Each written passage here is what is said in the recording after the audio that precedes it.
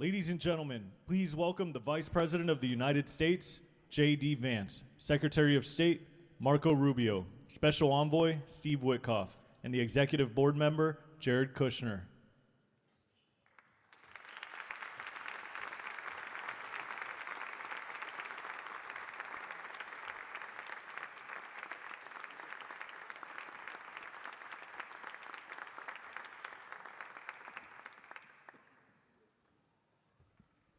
Ladies and gentlemen, please welcome the President of the United States, Donald J. Trump.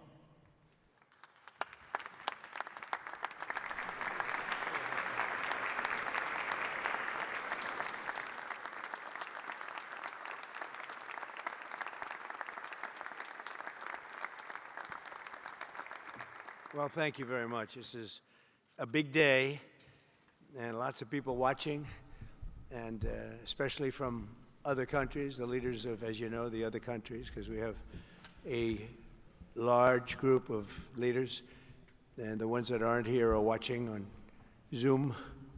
I hope they enjoy it.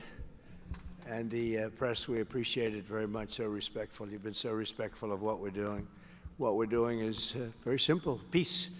It's called the Board of Peace, and it's all about an easy word to say, but a hard word to produce, peace. But we're going to produce it, and we've been doing a really good job, and some of these leaders that are with us have helped me very much during just this first year. We have a first year like probably no other ever in our country, because we settled 8 wars and I think a 9th to come. It's turned out to be a tougher one. I thought that was going to be the easiest one, but with war you never know what's easy and what's not so easy. But we've had a great relationship, and I've become friendly with so many of the people. And I appreciate you being here. These are great people. These are great leaders. And the people that are watching by closed circuit and open circuit in many cases are so proud of it. They want it to be open. But they become incredible friends of mine. And, you know, we rebuilt our country in my first term, and now we're at a point that the United States has never seen before. We broke 50,000 on the Dow. They said that would take 4 years. We broke 7,000 on the S&P. They said you couldn't do that within 4 years. It would be impossible.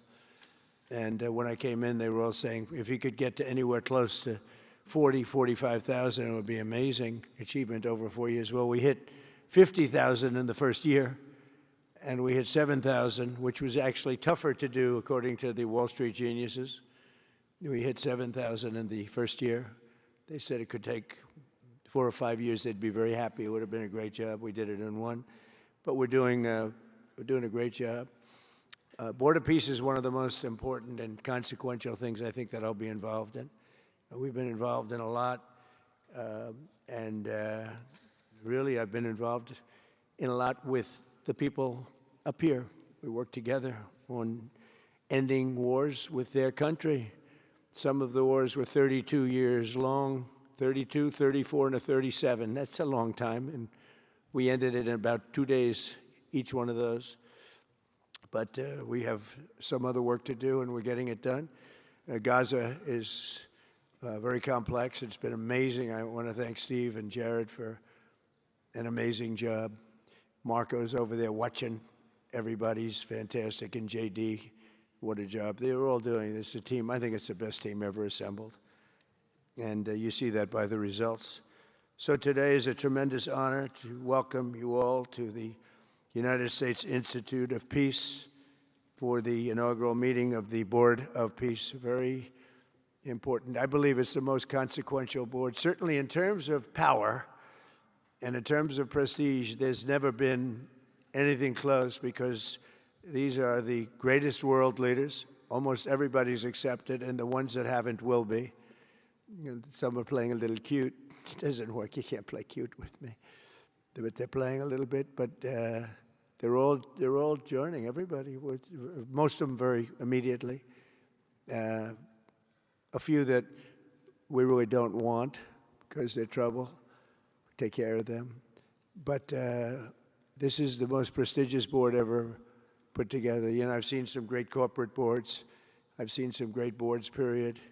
it's peanuts compared to this sport, because we have virtually everyone is the head of a country other than Johnny, but he's the head of soccer, so that's not so bad, right, Johnny? I like your job the best, I think. And by the way, your World Cup has set every single ticket record in the history of soccer. In the history, nobody's ever seen anything like it. The sales are virtually complete. Nobody's ever seen anything, so congratulations. You made a good decision. We did it together. Thank you, Johnny. Great guy. So I want to thank the many leaders and dignitaries who have traveled great distances and lengths for the important gathering that we're at right now. This building was built for peace, and nobody knew what to name it. And then Marco named it after me. I had nothing to do with it. I swear I didn't. I swear. I had no idea. They said, there's a surprise coming. I didn't know that surprise. I thought they were going to give me a lot of money or something, maybe cash. Could always use some extra cash. But I came, and they stopped the beautiful beast.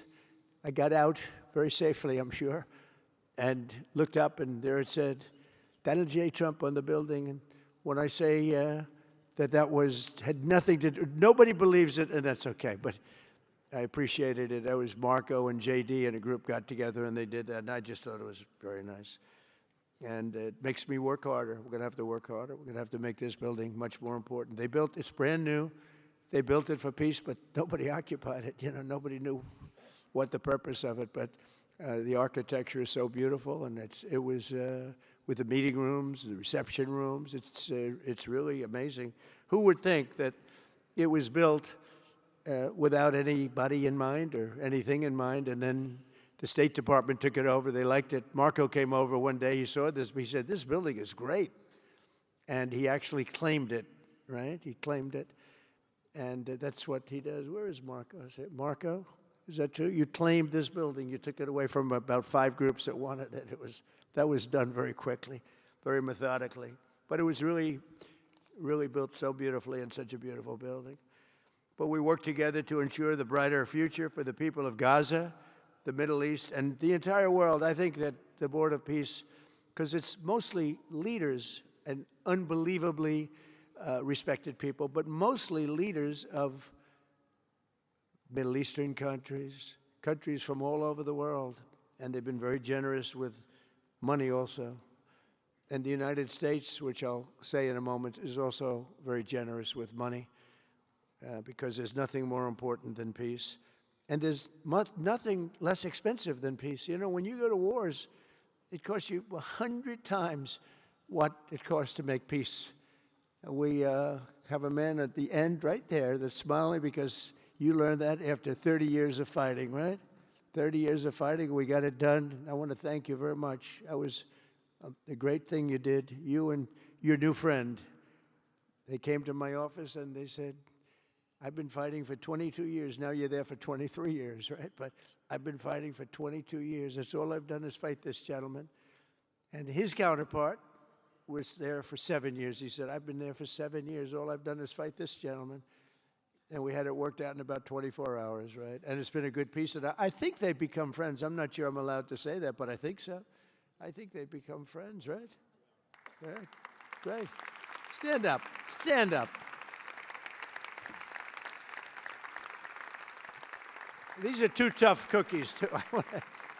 You think that was easy? It wasn't easy. These are 2 tough people, good people, but tough people. But, you know, we're in the Oval Office, and we were getting near. But the one was at one side of the room. I have 2 chairs right in front of the desk, the beautiful, resolute desk. One's over here. One's on the other side of the room. I said, Vance, could you get a little closer? Well, I don't. They felt very uncomfortable. You know, they've been killing each other for 32 years. So I say, can you get a little closer? After 1 hour, they were right next to each other.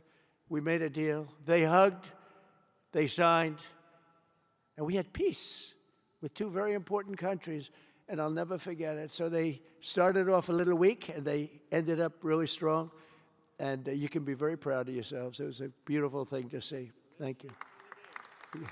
Look at that. Can you believe it? 32 years. Thank you. Thank you very much. But we're honored to be joined today by Prime Minister Rama of Albania. President, where is President Milei? You're another one, I'll tell you. Where is President Milei? I endorsed him. I'm not supposed to be endorsing people, but I endorse, when I like people, you know, I've had a very good record of endorsing candidates within the United States. But now I endorse foreign leaders, including Viktor Orban, who's here, and others. And I endorse this gentleman, Milei. He was a little behind in the polls. He ended up winning in a landslide. I just endorsed the Prime Minister of Japan. She was in a tight race, but was probably going to win. And she won in the largest number in the history of Japan. So she likes me a lot. But it was an honor, and you're doing great. Oh, look, they're sitting right next, Victor. I think, but ultimately, I think I'm going to end up endorsing. Hey, look, as long as it works, it's okay with me. But the endorsement seems to be working in foreign countries, too, so that's good. But nice to have you both. Victor, nice to have you both. Very proud of you. The Prime Minister of another, really just a great guy, Pashinyan of Armenia. President Aliyev of Azerbaijan. I love saying that name now, you know. At the beginning, it was giving me a hard time. Now I love saying it. It's a beautiful name. I love it. His Majesty King Hamad bin Isa Al Khalifa of Bahrain. Bahrain. Thank you. Thank you. Where are you? Where are you? He's so rich, he can sit there. He can sit wherever the hell he wants. You know, he could sit up in the corner. He could sit up top. He might take a piece of this building, Marco. He'll take 25% of the building for about $6 billion. Thank you. And you've been very generous also. We appreciate it. Prime Minister Hun Manet of Cambodia. Raise your hand wherever you may be. Because, yeah, hi, how are you? Congratulations. That was another one, right? We did a good job with that one. Prime Minister Madbouli of Egypt. Thank you very much, and say hello to the General/President. Okay. Prime Minister Orban of Hungary, who has my complete and total endorsement for election. Not everybody in Europe loves that endorsement, but that's okay. He does an unbelievable job. He's done an incredible job on immigration, unlike some countries that have hurt themselves, but they're working on it. But I just want to let you know, you have my total and complete endorsement, and I'm putting it out. I already did, but I'm putting it out again. And you're coming up with an election, and I think you should be good. I'll tell you, Milei did pretty well. He was a little down, right? And then he ended up winning in a landslide, so that's pretty good. You're going to do great, Victor. Thank you very much for being here. Appreciate it. You run a great country. A man that I really like a lot he's definitely tough. I don't want to fight him. President Prabowo of Indonesia. Thank you very much. Please, this is a big guy. I tell you, I said, how many people in Indonesia? He said, like 240 million. I said, no, say it again. How many? It's a big country you have. And you do a great job and respected by everybody. And thank you very much for being here. Thank you very much, Mr. President. President Tokayev of Kazakhstan, thank you very much. What a country that is. It's a wonderful country and a rich country, in case anybody has any question. We have some very rich people here today. President Osmani of Kosovo. President, thank you very much. Great job you're doing, too. Thank you very much. Prime Minister Sharif, I like this man, of Pakistan, because there was some fighting going on when I got to know him, and your Field Marshal, General, great general, great Field Marshal, a great guy. And I got to meet the Prime Minister.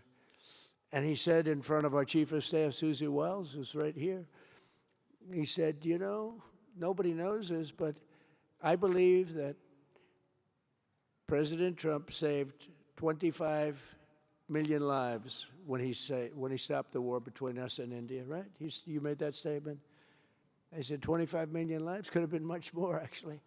But it was really a beautiful thing. You said that in front of a group of people they walked out. They don't think about it, but you're talking about that kind of lives. That war was raging. Planes were being shot down, right? And it was Pakistan and India. And I got on the phone with both of them, and I knew them a little bit. I knew Prime Minister Modi very well, actually. But I got to know Pakistan through a little trade. They were trying to make too good a deal, and I got a little upset with them. And in the end, they got what they wanted, right? And they made a good deal. And I got to like them, the Prime Minister, the Field Marshal, who's a tough man, good fighter, right? Good, serious fighter. I like good fighters, actually. And when I heard that they were fighting, I picked up a certain newspaper. I won't tell you which one, because it's fake news generally. But I picked up this newspaper, and I saw that Pakistan and India were really going at it. And then it got worse and worse, and many planes were shot down. It was all out. And I called them, and I said, listen, I'm not doing trade deals with you two guys if you don't settle this up. They said, no, that has both of them. They didn't want to do that. I said, no, it has to. If you don't do it, I'm not doing a trade deal. We're not doing a trade deal. And they do a lot of business with the United States, and they sort of softened up all of a sudden. Then all of a sudden I read where there was a little bit of a pullback by one, then the other, and all of a sudden we worked out a deal, right? But I said, if you fight, I'm going to put 200% tariffs on each of your countries, which essentially makes you not allowed, you can't do any business. One of them, I won't say which one, said, no, can't do that. They both wanted to fight. But when it came to money, it's not like money. When it came to losing a lot of money, they said, I guess we don't want to fight. And we solved that deal in 2-3 days, right? And we did. We said, these are two very powerful nations. These are two nuclear nations. And I don't want to say what was going to happen, but, bad things happen. So, Prime Minister, I want to thank you, because that was a very big deal. People have no idea. A lot of them say, oh, well, they weren't fighting. They were fighting. 11 jets were shot down, very expensive jets. And they were all in. Both of them were all in, and now they're not. And I think we'll always be able to settle up with them. I really do. I think you're going to have, it's a lot of progress was made even in the relationship. And Prime Minister Modi also, he's a great man. He's a great guy. They're all great. But I was very proud of it. President Pena of Paraguay is here. President, thank you very much. Young, handsome guy. It's always nice to be young and handsome. Doesn't mean we have to like you. I don't like young, handsome men. Women, I like. Men, no, I don't have any interest. Good, that's right. Thank you very much. You're doing a great job, too. His Excellency Prime Minister Al Thani of Qatar, just a great man, a great man and highly respected. And he's working with a man who is amazing. I always say he needs a public relations agency because you do so much good and they have you down as evil. And you're not evil. You help us so much and you're such a good ally. And I just want people to know that. And the Emir is incredible, smart. As smart as you can be, a great leader. And he cares so much for the people. And he cares so much for the Middle East. So I want to thank you very much and send my regards. Your country has been a great help. So, surprising to some of the people writing out there, but now they'll start changing their tune because it's true. I only tell the truth. Prime Minister Don of Romania, wonderful people. The Romanian people are fantastic, fantastic people. Like you're fantastic. And a lot of them come and work in this country and help us in this country, as you know, and it's they are just really, really solid people. President Mirziyoyev of Uzbekistan, who is where? There he is, and a friend of mine. He's got one of the most difficult names in history, but that's okay. It doesn't matter. Your country's doing great. You're doing great. And just no problems. Every time I see him, nope, we're doing good. No problems. And General Secretary To Lam of Vietnam. Vietnam is incredible as a country and as a force, and it's an honor to have you. A really great honor to have you. A lot of respect for your country. We'll also want to express my gratitude to Vice President J.D. Vance, who is a fantastic man. He's a fantastic talent. He was a great student. He went to one school. He graduated. You know, most people, if you watch some of the people that were at the event in Munich, they didn't graduate quickly from college. They had everything they could do. There was one young, attractive woman. She was unable to answer questions. And she didn't do so well like J.D. did in college. J.D. graduated in a 4.5-year college in 2 years. And then he went to Yale and he graduated at the top of his class, went to the military grade. But when he went to Yale, there was one person that was marginally ahead of him, so he married her. Can you believe it? He married the person that was ahead. I don't know. I always like to say J.D. was first and Usha was second, because I get a little uncomfortable when I say that. But he's been incredible. He's a brilliant guy and a great guy, and he's been my friend. All of our people, we have a fantastic group of people, our cabinet members, everybody, many of them here. But J.D.'s been great. Thank you very much. He gets a little bit tough on occasion. We've got to slow him down just a little bit on occasion. He says his mind. Now, then we have the opposite extreme. We have your friend sitting in the back. Your best friend sitting in the back is Marco. Marco does it with a velvet glove, but it's a kill, right? The result is the same. They do it very differently. And Marco, you really did yourself proud 2 days ago in Munich. In fact, so proud that I almost terminated his employ because they were saying, why can't Trump do this? I do, but I say it differently. But Marco, don't do any better than you did, please.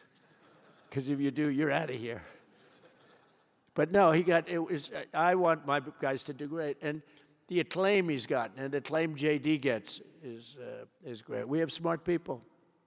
And when you see the representatives there, like Gavin Newsom, he didn't know what he was doing. They didn't even know why. He didn't know why he was there. Or AOC, she was unable to answer a simple question. And she could have said, well, I'm studying it, and I'll report back to you next week. You know, you can get away with that. But she just went, it's actually, I think it could be a career-ending answer, because for 25 years, anybody running against her, I think Susie is going to use that little piece of stuff. It was not good. It was not good. That was not a natural. So I want to thank J.D. I want to thank Secretary of State Marco Rubio. They're extraordinary. I want to thank Special Envoy for Peace, Steve Witkoff, who has been unbelievable. You know, I took Steve because I was a developer in New York, really successful, actually much more successful than Steve, but I don't want to say that. I'm not going to say that, Johnny. I refuse to say it. But I saw something in Steve. Steve's a great negotiator. Everybody loved him. All these developers, and they're tough. You know, New York developers tend to be on the tough side. And, you know, most of them hate each other. Like a lot of the people in this room hate each other. You know, it's sort of natural, I guess. But we're bringing love back into the room like the old days. But everybody loves Steve. Every developer, the worst, most evil people, horrible human beings, actually. And they love Steve. So I remember this, and we had some conflicts, to put it mildly, in the world. And I said, Steve, how would you like to be Henry Kissinger Jr. that doesn't leak? I said, are you a leaker, Steve? No. He didn't even know what the word meant, and it's true. I always say Henry Kissinger, who was one of the great leakers of all time, by the way. Richard Nixon said to him, Henry, who's leaking all this stuff? I don't know, Mr. President. It was Henry. It was like, these are little stories I like telling you. But Steve has been unbelievable. Everybody likes him. Ukraine loves him. Europe loves him. Russia loves him.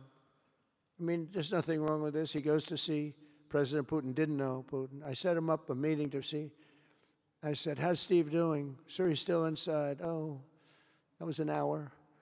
I called back. Tell Steve to call me when he's finished. I want to find out what the hell is going on. We want to end that war. Sir, he's still inside. 3 hours, 4 hours. They were together for 4 hours, the first meeting. That's talent. And they get along. I mean, people like or don't like Putin or Zelensky. They get along. Same thing with Zelensky. I mean, they all love Steve, and Steve's doing a great job. That's a tough one. That's a much tougher one. I would have thought that some of the ones that we settled that are up here would have been, I thought this would be easy because I have a very good relationship with President Putin. I have a very good relationship with President Xi. I'm going to be going to China in April. That's going to be a wild one.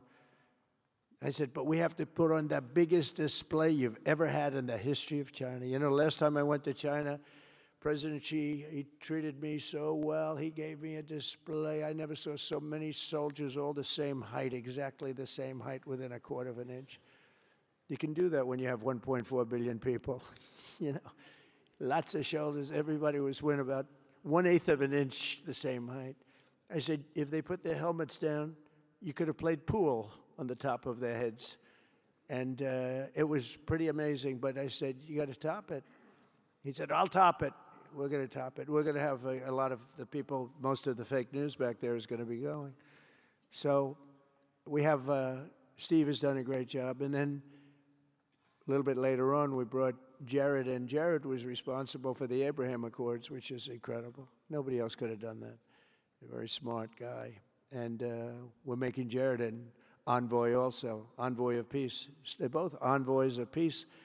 And you couldn't get two. I tell you what, I watch these two guys. I say, at least we're covered from an IQ standpoint. These two guys walk into a room. And, but people like them both, you know. They're good people. And they like them both. And they've had some very good meetings. They've had some very interesting meetings having to do with, as you know, Iran is a hot spot right now. And they're meeting, and they have a good relationship with the representatives of Iran. And, you know, good talks are being had. It's proven to be, over the years, not easy to make a meaningful deal with Iran. We have to make a meaningful deal. Otherwise, bad things happen. But we have to make a meaningful deal. But they have a great relationship with the representatives of Iran. They have a great relationship with the other one that they're really working on now. Because so many of these, I mean, as an example, Kosovo, Serbia. I did that one. Could you stand up if any of you guys are, when you're here, just stand up for a second. Kosovo, Serbia. Stand up. What a job. Thank you very much. We appreciate it. So good. And you're getting along. And when you don't get along, you'll call me, and we'll get it solved, right? We'll get it solved. Thank you very much. Really good. And then again, Pakistan and India. That was a big one. And just, I think you should actually stand. Come, please. Stand just for a second. Pakistan and India, thank you very much. And I spoke to Prime Minister Modi. He's excited. He's watching us right now. Egypt and Ethiopia. We're going to get that. You know, there's a little dam that got built.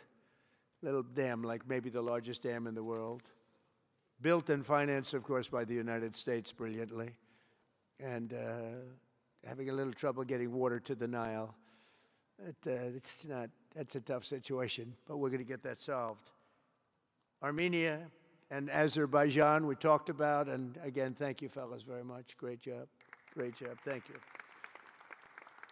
Cambodia and Thailand. So incredible what you did, that you got together and it all worked out. They're watching right now on closed circuit. Thank you very much, and thank you. That was a big one, Cambodia and Thailand. These are nasty fighters, I have to tell you. These fighters are nasty.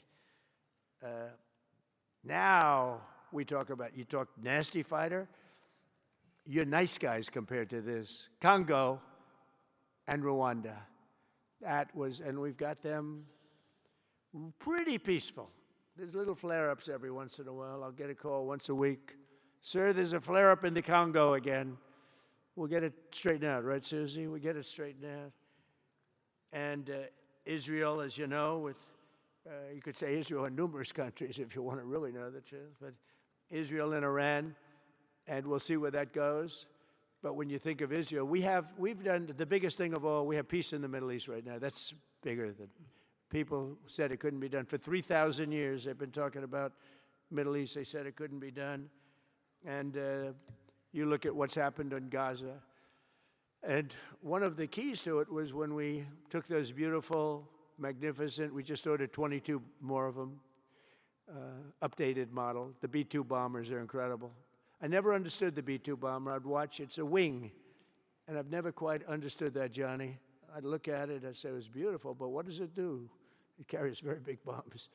And it went into Iran, and it totally decimated the nuclear potential.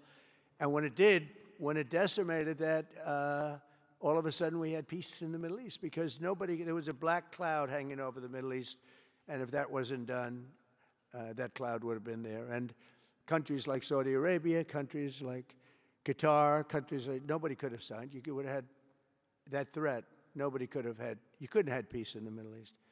So now we may have to take it a step further, or we may not. Maybe we're going to make a deal. You're going to be finding out over the next probably 10 days. But this meeting today is proof with determined leadership, nothing is impossible. When I took office, the war in Gaza was raging with thousands of people being killed and no end in sight. Today, thanks to unrelenting diplomacy and the commitment of many of the great people in this room, we have 59 countries signed up on Gaza. Think of that. We have, it's amazing. But all the people, many, really so many in this room, the war in Gaza is over. It's over. There are little flames. Hamas has been, I think they're going to give up their weapons, which is what they promised. If they don't, it'll be, they'll be harshly met, very harshly met. They don't want that. All the stuff like they don't mind dying. They told me that's not true. Everyone said, oh, they don't mind dying. No, they don't want to die. They said, we don't want to die. People don't want to die. The ceasefire was held, and every last remaining hostage, both living and dead, has been returned back home. Think of that. That was an impossibility. And we did hundreds of hostages, but the last 20, and I always said to Steve and Jared, I said, the last 20 are going to be very tough, very, very tough. And we got them back. We got the living back, and then we only got about 16 of the dead, and we said, well, you got to get them all. You promised them all. And they dug and dug and dug. You can imagine it's a job that's brutal. And Hamas really did a lot of that work. And you got to give them credit for that. They brought the last one home a week ago, and we got all 28 of them, living and dead. The amazing thing, because I've never seen anything quite like it, the parents of the dead, they knew their boy was dead. This case, boys, all boys, men, but to the parents' boys. They knew their boy was dead. They wanted that dead body as much as if he were alive. And when they got them back, there was great sadness, but there was great joy, too. They wanted it as much as the people that got their sons back alive. But we got a lot of people before those 20, Steve, what nobody talks about. But, hundreds of people. We did a good job, and you guys did a fantastic job. I want to thank every nation that helped us achieve this monumental breakthrough, saving countless lives, and really bringing peace and bringing the concept of peace, because nobody thought peace in the Middle East. I've always heard peace in the Middle East is impossible, and it's turned out not to be. And we do have some work to do with Iran. They can't have a nuclear weapon. It's very simple. You can't have peace in the Middle East if they have a nuclear weapon. And they can't have a nuclear weapon, and they've been told that very strongly. Since the hard-won ceasefire of last October, the United States and our partners have facilitated the delivery of vast amounts of humanitarian aid, numbers that nobody's ever seen before. In November, the United Nations Security Council unanimously approved the Board of Peace. And last month in Davos, we welcomed over 24 members to this very important new organization. And we are very closely working with the United Nations. In fact, I'm going to speak to the Secretary General in a little while. He's a good man. And I've had a good relationship. Other than in my last speech, they did turn off my teleprompter. I got up there. My teleprompter didn't work. I'm sitting in front of all of you people and more. I had no teleprompter. I knew I was in trouble because I'm walking up. The teleprompters are over here. I had the most beautiful speech ready. I was all set to knock them dead. First, I had an escalator that stopped. You know that. It's going up. Boom. It's lucky my movie star first lady was in front of me because I put my hand on a certain part of her body, and I was able to stop my fall. Otherwise, because she had no trouble, I said, boy, that was a very sharp stop, Johnny. So I said, that was strange. I've been on a lot of escalators. It's never happened before. Usually it stops very slowly. This was just boom. But our First Lady was right in the proper location for me. I'm waving to people, and she was holding on a little tighter. She knew what was happening. She did. She said, that's a very successful movie out right now, like #1. Can you believe this? And she's a big movie star. And I always say it's trouble because I always say there's not room in one family for 2 stars. I told her that. We can't have 2 stars in one family. So I don't know what that means, but it's not good.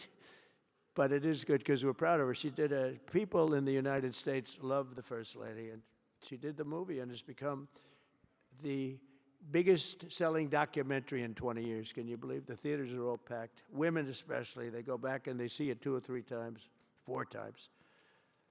But together we're committed to achieving a Gaza that is properly governed throughout. The whole area is going to be, so many countries that have really nothing to do with the Middle East, but they're maybe somewhat close by. They're all involved. They want to go in and fight. They tell me all the time, we'd like to send soldiers to fight if it's necessary.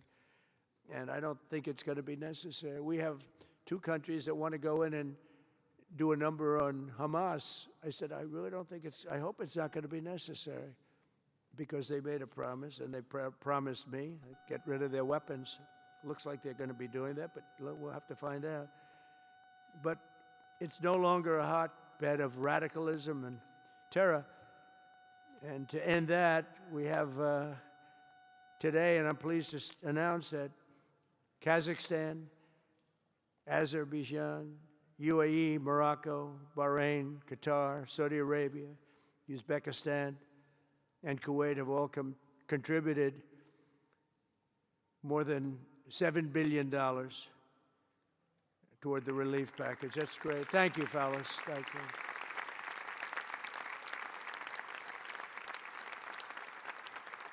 And many more are contributing too. So the numbers are, this just started. This is our first meeting.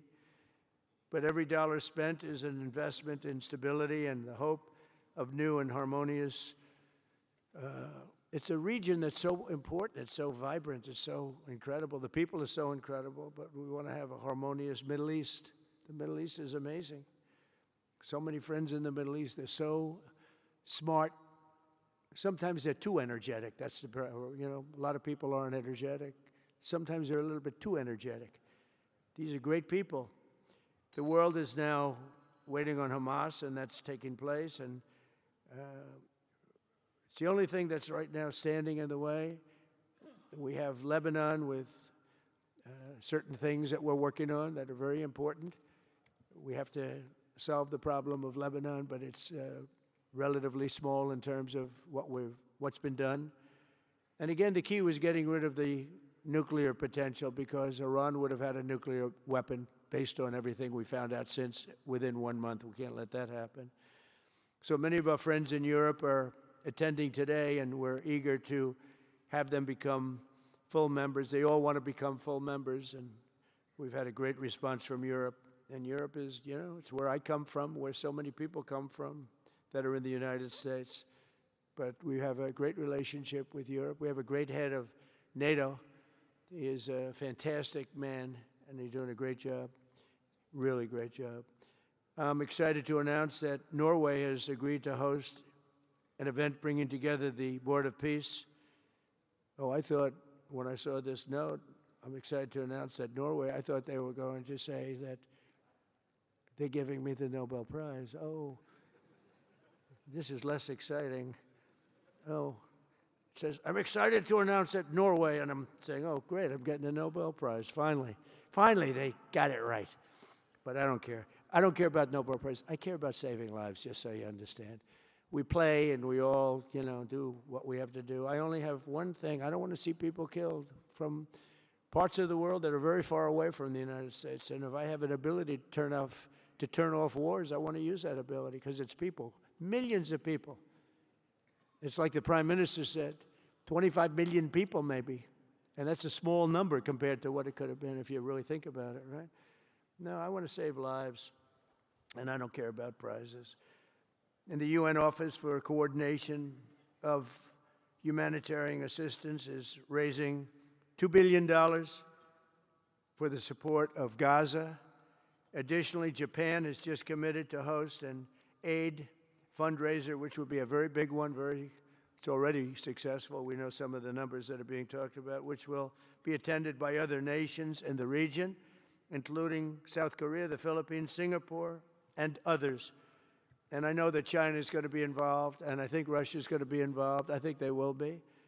I want to have everybody, get all sides, because it doesn't help when you have all sides with one ideology. You have to have everybody together for this. I'm also pleased to announce that FIFA will be helping to raise a total of $75 million for projects in Gaza. And I think they're soccer related, where you're doing fields and you're getting the greatest stars in the world to go there. And people that are bigger stars than you and I, Johnny. I hate to say it. You know, I met one of your great stars who came to the White House, as you know. And my son was very excited. These are great people. These are great people. And Johnny's going to bring the stars to the area. And they're really known. People in Gaza know every one of them, right? You know? So it's really something. And we'll soon be detailing the announcement. And if I can I'll get over there with you. I want to thank Johnny and FIFA for all of the wonderful things they did and are doing. They gave me their first Peace Prize. They gave me a Peace Prize. I think they saw that I got screwed by Norway, and they said, let's give him a Peace Prize. I mean, very good. Thank you, Johnny. I appreciate it. Johnny's very smart. He's very, very smart. The nations represented here today, just in closing, are not just contributing money. Some are also pledging personnel to help preserve the ceasefire and secure a very enduring peace. We have to have enduring peace. Having peace, knowing it's going to blow up in 2 weeks doesn't mean anything. In particular, Indonesia, thank you very much. Indonesia. It's a great country. Thank you very much. Look at that man. Look how tough he is. You think it's easy dealing with him? Look at that face. You are a tough cookie. And we say it lovingly, too. We need strength. You say, see, he doesn't mind. He's tough and he's smart. And smart is more important. Morocco, thank you very much. Great. What you're doing is great. Albania, Kosovo, Kazakhstan have all committed troops and police to stabilize Gaza. Egypt and Jordan are likewise providing very, very substantial help, troops, training, and support for a very trustworthy Palestinian police force. We think we're getting some very good people on that police force. And, you know, it's peace in the Middle East. We have peace in the Middle East. Think of it. For years you've been hearing about peace in the Middle East, and everybody's saying it's impossible. All of these countries are working together around the vision of a Middle East that is free from the curse of extremism and terror. And now is time. And by the way, even people with extremism and preaching extremism, they're exhausted. They're tired. It's been going on for too many years. I don't care who you are. They're tired. They want peace. And now is the time for Iran to join us on a path that will complete what we're doing. And if they join us, that'll be great. If they don't join us, that'll be great too. But it'll be a very different path. They cannot continue to threaten the stability of the entire region, and they must make a deal. Or if that doesn't happen, I maybe can understand. If it doesn't happen, it doesn't happen. But bad things will happen if it doesn't. With the commitments announced today, the Board of Peace is proving that it does not just convene countries. It devises and implements, and real solutions happen. We've come up with solutions. This is so little talk. This is very little talk, all action. First time, it was always talk in the Middle East. People would talk about peace in the Middle East, and then they'd go home and they'd never even think about it again. Nothing would happen. We're providing a model for how responsible sovereign nations can cooperate to take responsibility for confronting problems in their own regions. The Board of Peace is showing how a better future can be built, starting right here in this room. And I want to let you know that the United States is going to make a contribution of $10 billion to the Board of Peace. Thank you.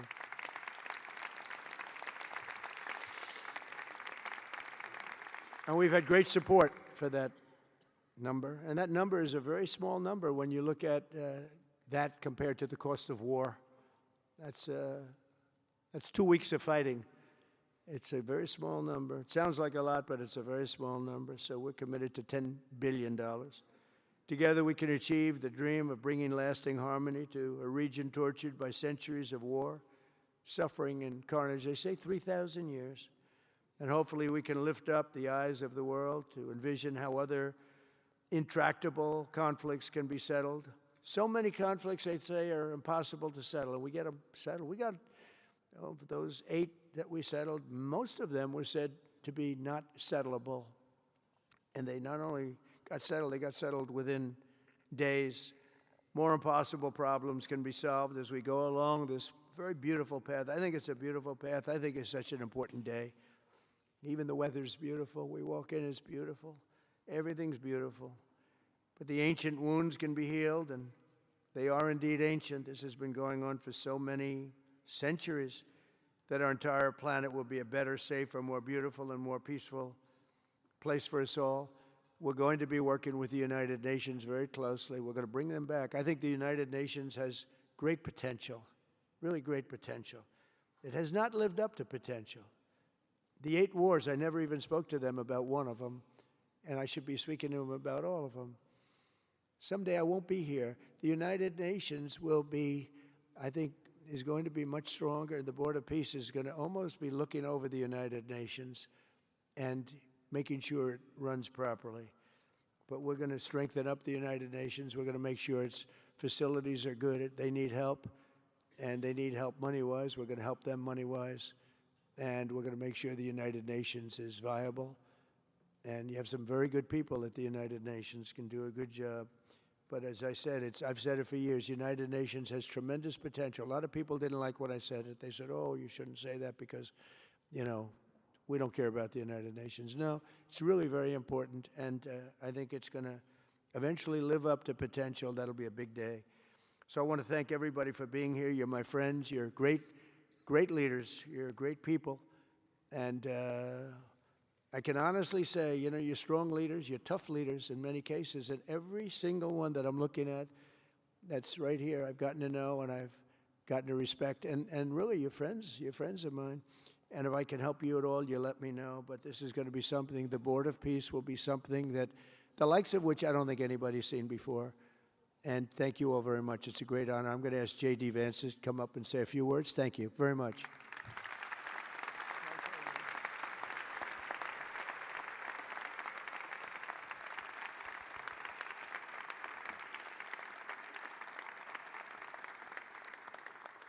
Well, thank you, Mr. President, very much for your leadership, but also for the kind words about me personally. I knew exactly what I wanted to say, but then after the President said that I was so smart and that I didn't want to repeat our Congresswoman who froze for 20 seconds over in Munich, now I'm tempted, sir, just to freeze for 20 seconds and just stare at the cameras, and maybe they'll say nice things about me like they do about Congresswoman Cortez. But I have 3 very brief messages. First of all, to the President of the United States, but to the entire team, to Marco, to Steve, to Jared in particular, who've done such an incredible job. I think what this Board of Peace represents is a recognition that if you actually have a President of the United States and a team that's committed to diplomacy, it can actually work.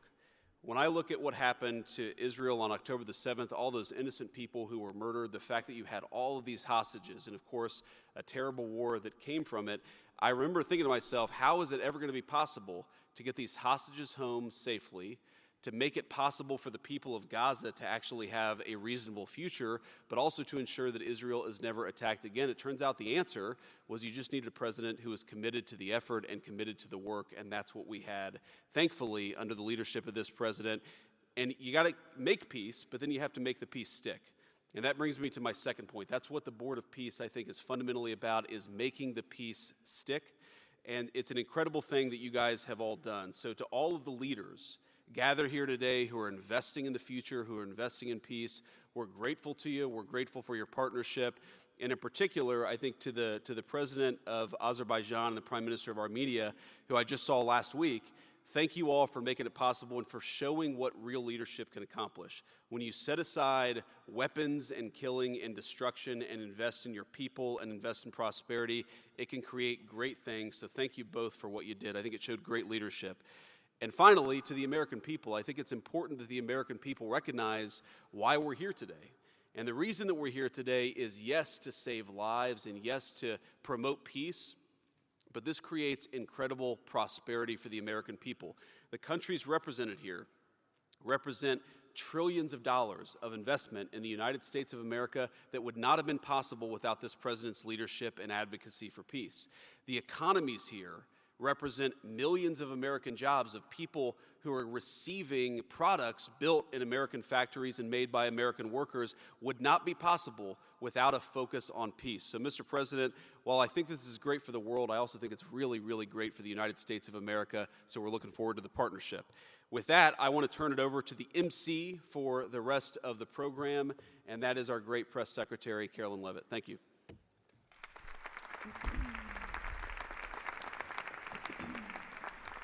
Well, congratulations, Mr. President and Mr. Vice President, for convening the first ever Board of Peace meeting, and we will now hear from our Secretary of State, Marco Rubio.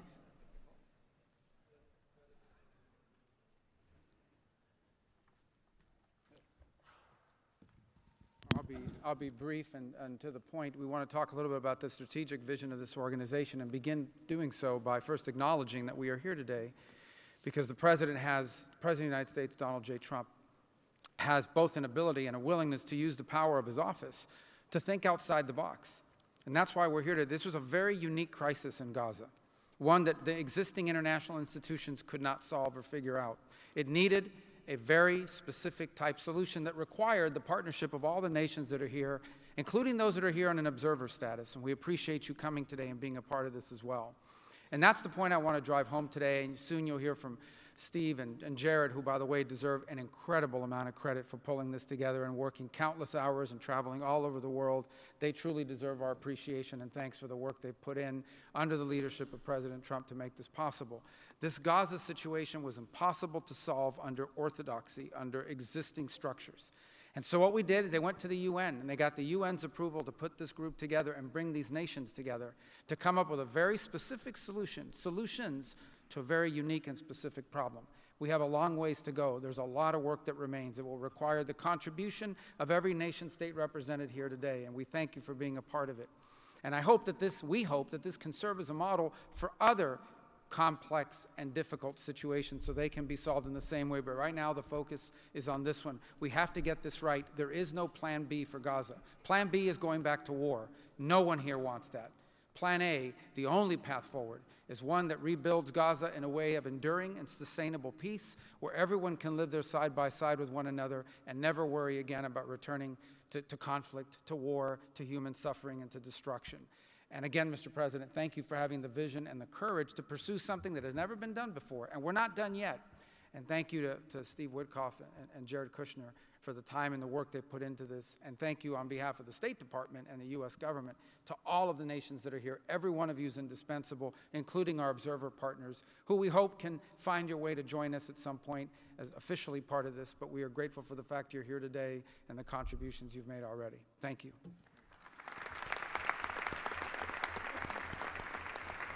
Thank you, Marco. We will now hear from our special envoy, Steve Witkoff.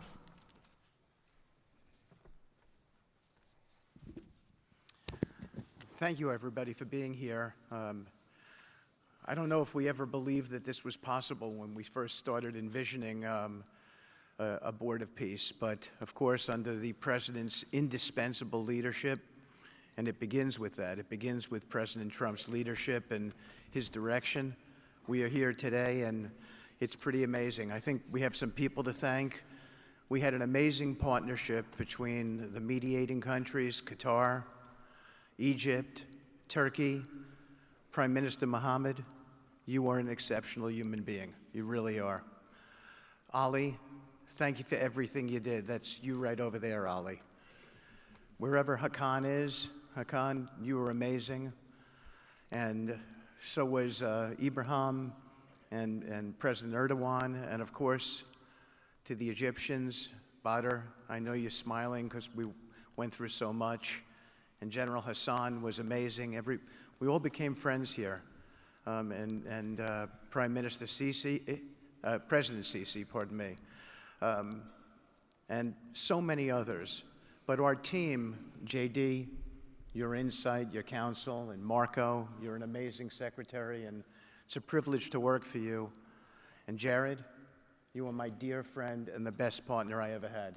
You are an amazing person.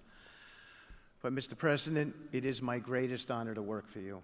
It is the blessing in my life. I've had many blessings. I don't have to be a practicing lawyer anymore, but this is my greatest blessing.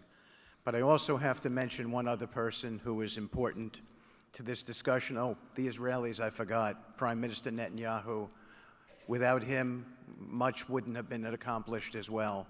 And that's really important that we acknowledge him here today, and Ron Dermer.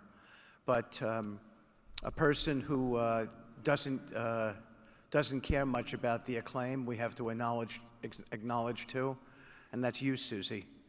Because I would come back and you would say to me on every trip, what can I do for you? This matters. And you are an inspiration for all of us. So I thank everybody, and let me get on to, am I going on to the next slide? Sure. Caroline? Sure. Okay. So with regard to the hostages, we're here today, again, I say it, I know it sounds redundant, but we're here today because of President Trump. Without him, none of this was possible. There were 251 hostages. 168 came out alive. 83 bodies were returned to their families so that they could grieve and remember their loved ones like in a normal way. In a way that brought their families together. So that was just as important.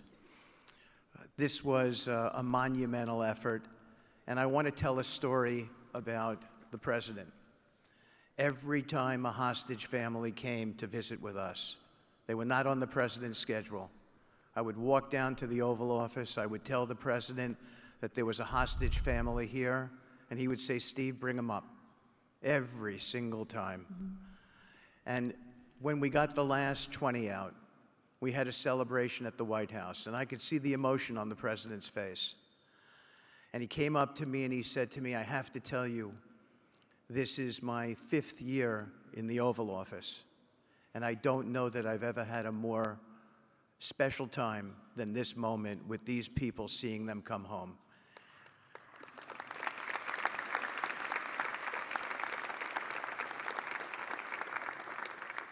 And I said to the president, you have to look around because none of them would be home without you, sir. None of them.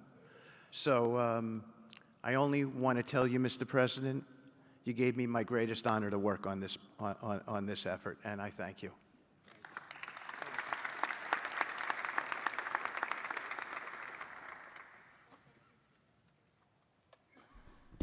Thank you, Steve. Now you're going to hear directly from the team that has been tasked with implementing President Trump's 20-point plan for Gaza, beginning with our ambassador to the United Nations, Mike Waltz. Thank you, and thank you, Mr. President, Excellencies. First, let me wish everyone a happy and prayerful Ramadan. Thank you so much for joining all of us today. Mr. President, Excellencies, bottom line, humanitarian aid has absolutely surged since the Gaza war ended. Our Central Command, our great military, is working together with Israel, with the UN, so many countries here to coordinate the aid, to make sure there's deconfliction. Over 70 countries now are participating in our Civil Military Command Center, and here are the results. Aid is up. 4,200 aid trucks have entered Gaza each week for 13 consecutive weeks, the longest stretch of high-volume assistance to Gaza in years. Diversion is down significantly, from prior to the ceasefire, with less than 1% diverted this month. Food supplies are way up. We are reaching the full 2.1 million Gazans with aid, up 5 times from the delivery levels before the ceasefire. The percentage of households experiencing severe hunger has dropped from about 30% to down to 1%. As of this past February, drinking water has doubled, and child malnutrition has been cut in half. If we could go to the next slide. Mr. President, only under your leadership and this great team could we bring together the United States, Israel, Egypt, Jordan, the UAE, the United Nations agencies. Mr. President, bottom line, like you, this is a board of action, not a board of endless talk or speeches, and these results are a true testament to your leadership and the leadership of this great team. We are saving lives, and it's an honor to be a part of it. Thank you, Mr. President. Dr. Ali Shaith. It is my honor to be here representing the National Committee for the Administration of Gaza. Thank you, President Trump, for your leadership, for your continued efforts. A new governing authority is now in place for Gaza, with a clear mandate and a clear commitment to establishing development and stability. However, we are operating in extremely difficult conditions. Large parts of Gaza Strip are severely damaged, destroyed actually. Humanitarian needs are acute. Law and order remain fragile. This is not normal operating environment, President, which is precisely why discipline and prioritization matter. Our priorities, therefore, are defined into 4 categories. First, restore security via professional civilian police under one authority, one law, and one weapon, including training and developing 5,000 Gazan police to be deployed in 60 days. Secondly, revive economic activities and livelihoods, creating decent jobs, especially for our young population. Thirdly, ensure sustainable emergency relief as described earlier. Fourthly, restore basic services including electricity, water, health, and education. And last but not least, the access and movement. Our mandate is simple, President. Step by step to build the foundation for lasting peace, dignity, and prosperity for the people of Gaza. And this is where we count on your continued leadership and support. Blessed the peacemaker. Thank you.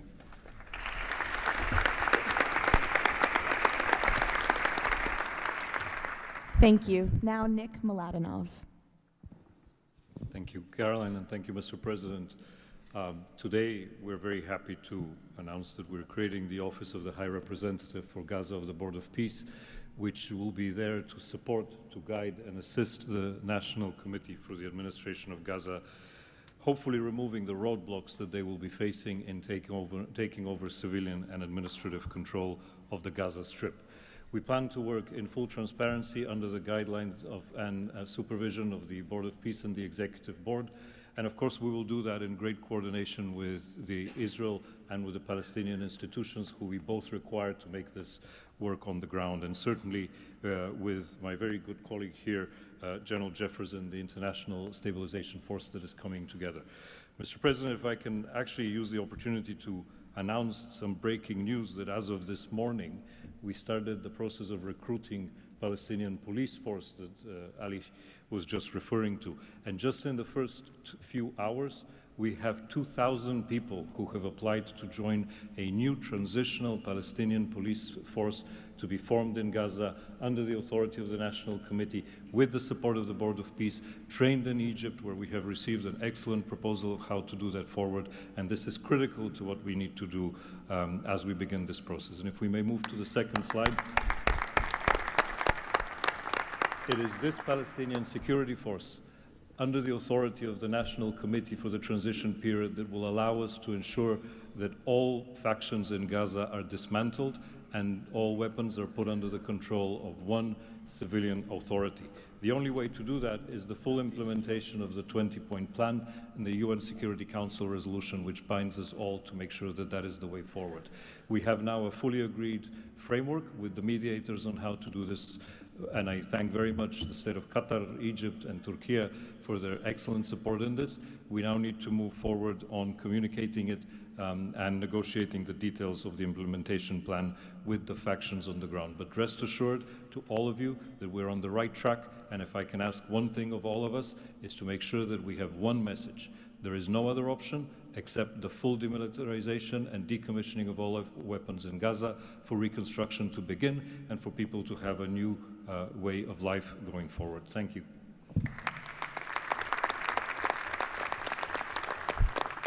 Thank you, Nick, and congratulations. Now, Major General Jasper Jeffers. Thank you, Caroline, Mr. President. It's an honor to be here today as the ISF commander.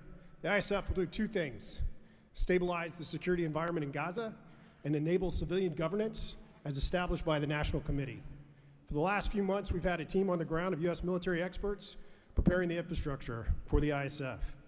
This team's already operating from a combined joint operations center that's going to be the headquarters for the entire ISF. As you can see on our map, our plan is for the ISF to be assigned in 5 different sectors, each sector receiving 1 ISF brigade. In the short term, we plan to deploy to the Rafah sector first, in addition to the training of police. Midterm objective is to continue to expand sector by sector, all moving to our long-term 12,000 police and 20,000 ISF soldiers.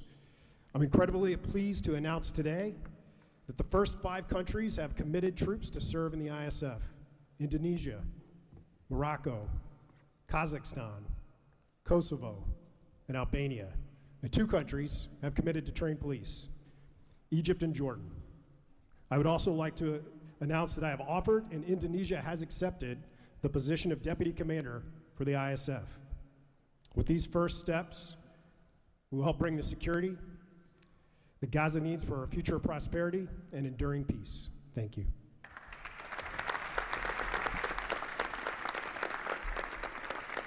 Thank you, Major General. Mr. Tony Blair. For decades, Gaza's governance has been characterized by extremism, corruption, ineffective institutions, and the complete absence of a route to prosperity for the Gazan people. Yet, as President Trump recognized, its potential has always been vast. 25 miles of Mediterranean coastline, proximity to great regional and global markets, and a young, dynamic population with a median age of 19. So today we set out profound changes necessary to rebuild Gaza for Gazans. Gaza not as it was, but as it should be, including its governance. Effective public institutions serving the people, a business environment where enterprise flourishes, an education system educating the young for tolerance and achievement, and a tech-enabled society making the most of the digital revolution. This is a vision of Gaza as part of a Middle East at peace. Not a phony piece of declarations no one means and agreements no one intends to keep, but a genuine commitment to a region where, whether you're a Muslim, Jew, Christian, of any faith or none, you can rise by your own efforts and feel your government by your side, not on your back. That is the vision behind President Trump's 20-point plan for Gaza, and it remains the best, indeed the only hope for Gaza, the region, and the wider world.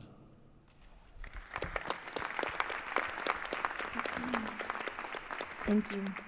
Mr. Yakir Gabay. Hello, everybody. Thank you, Mr. President. Gaza is destroyed. We assembled here on this historic day with common vision to rebuild Gaza for the next generations. Our mission is to recycle and remove 70 million tons of rubble and UXO and hundreds of miles of tunnels, arrange for the population fast temporary housing.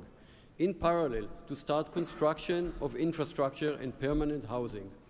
We have a detailed master plan for housing and infrastructure of modern schools and hospitals, manufacturing and agriculture, roads and trains, water and energy plants, logistic hubs, telecom, tech and data centers, sports and leisure facilities, seaport and airport, and much more. We lined up many regional contractors who build housing for millions of people in the Middle East. They will join the massive redevelopment with competitive pricing. The funding is ready and will be invested in a free economy. The local population will build their own cities, which will create hundreds of thousands of jobs and will revive the economy. The Gaza coastline is 26 miles long. It can be developed as a new Mediterranean Riviera with 200 hotels and potential islands. The value goes to the Gazans through the Gaza Sovereign Fund. This plan is all subject to a full disarmament of Hamas. Thank you very much. Together we will make this vision into a reality.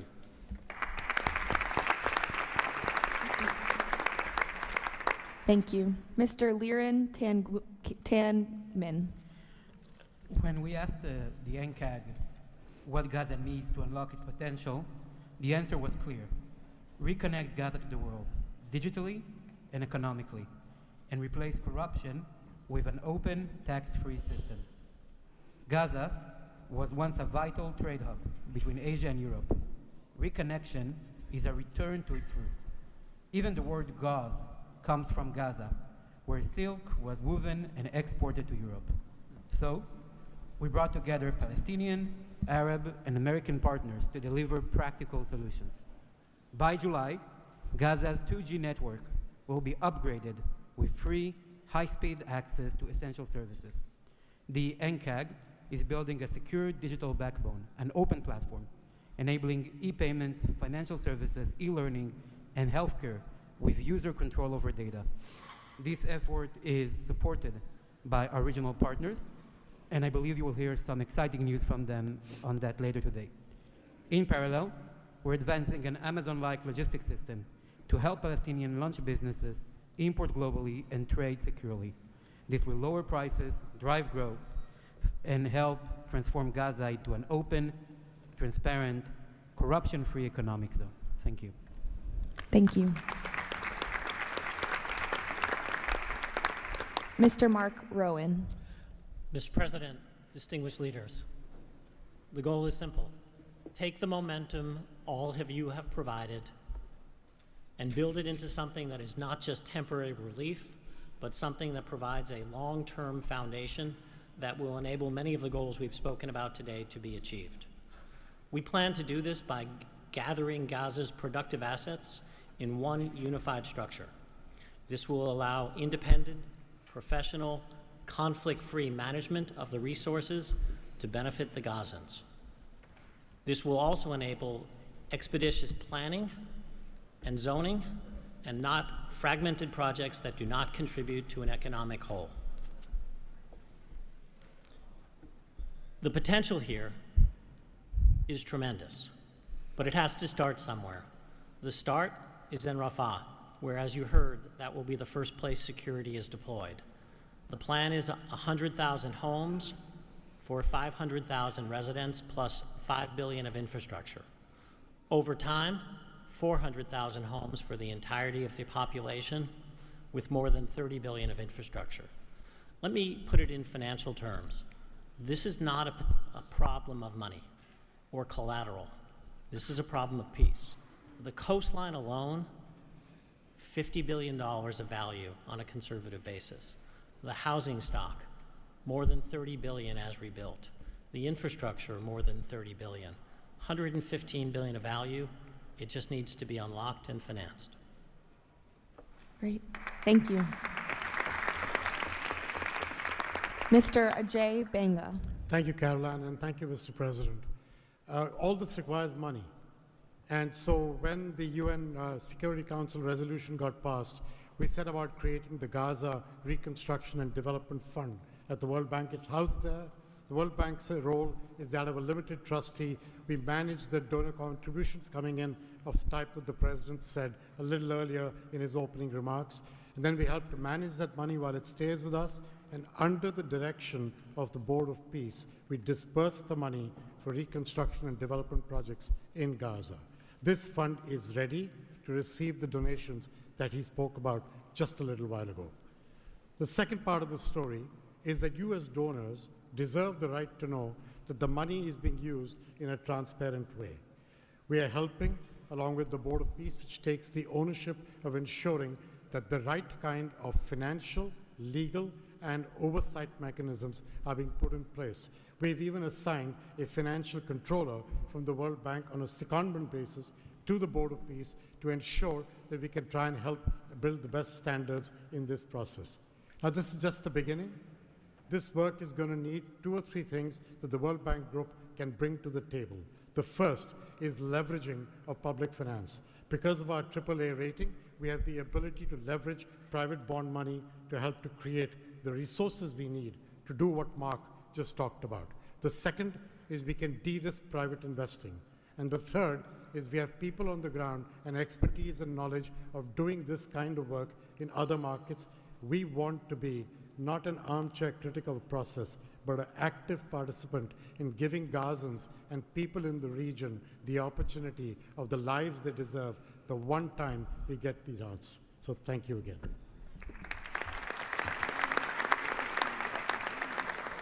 Thank you all for your tremendous work. Before we turn it over to many of the distinguished leaders who are here today, we are going to hear from Mr. Kushner to talk about the future of the Board of Peace.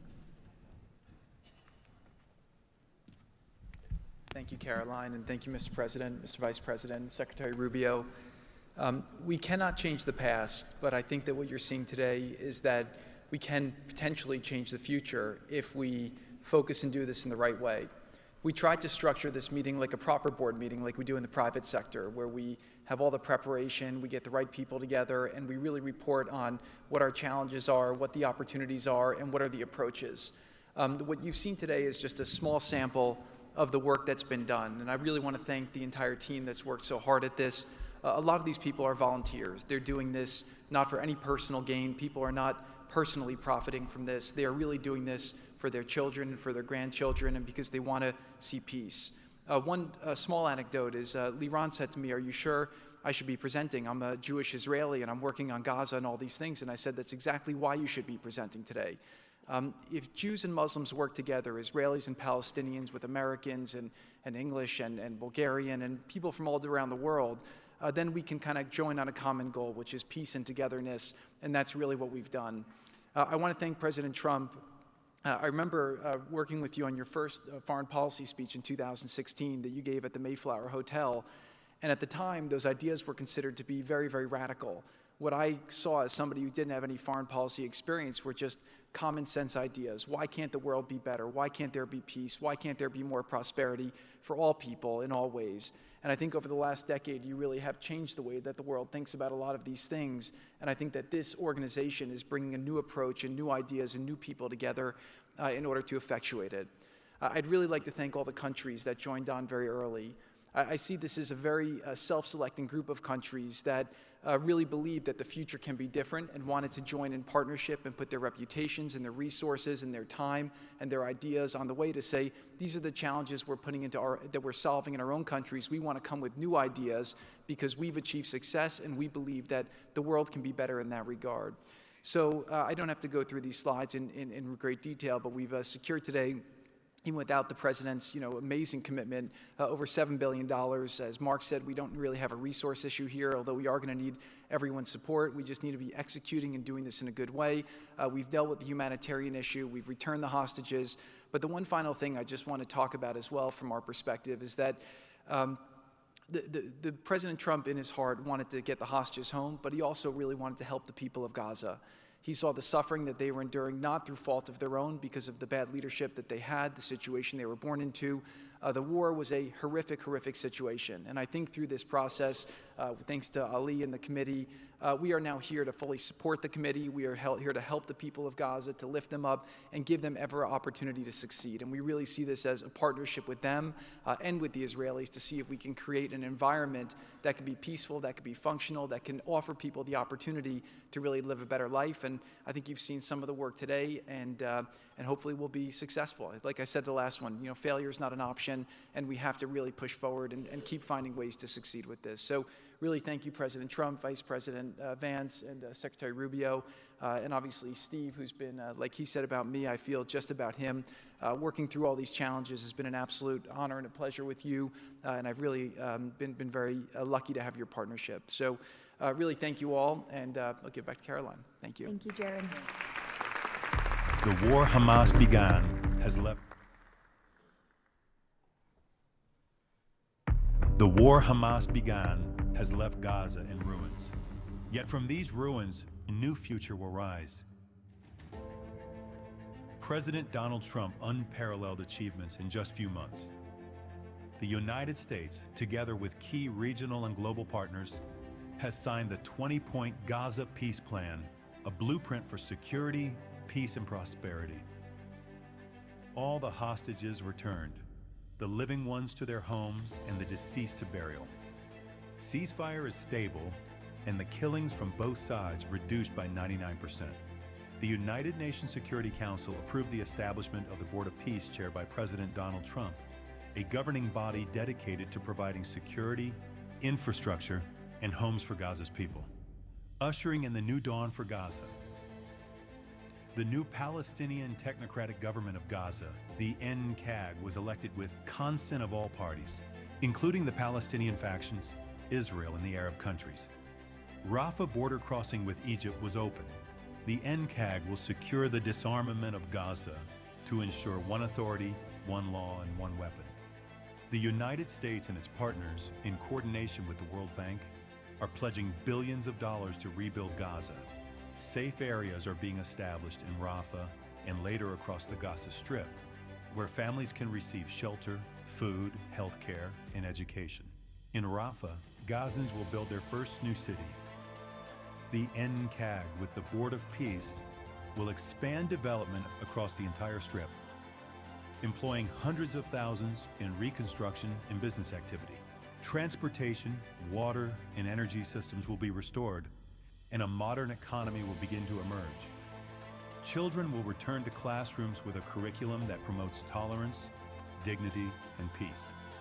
Our goal by year 3, Rafah fully rebuilt, unemployment curbed, and Gaza connected to the world through an Abrahamic gateway, linking it with Egypt, Israel, Jordan, Saudi Arabia, the UAE, and extending to India and Europe. By year 10, Gaza will be self-governed, integrated into the region with thriving industries and housing for all. This is the framework for Gaza's rebirth: secure, prosperous, and peaceful.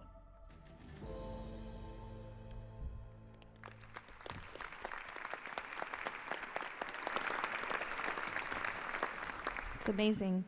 Now we will hear from our distinguished leaders who are here today, beginning with the King of the Kingdom of Bahrain. You're welcome. President Trump, distinguished members of the Board of Peace, it is an honor to participate in this inaugural meeting of board convened by President Donald Trump. I take this opportunity to extend my heartfelt congratulations on this worthy and timely initiative. The meeting comes during the holy month of Ramadan, where we will pray to Almighty God that our endeavors will bring peace, security, prosperity to the world.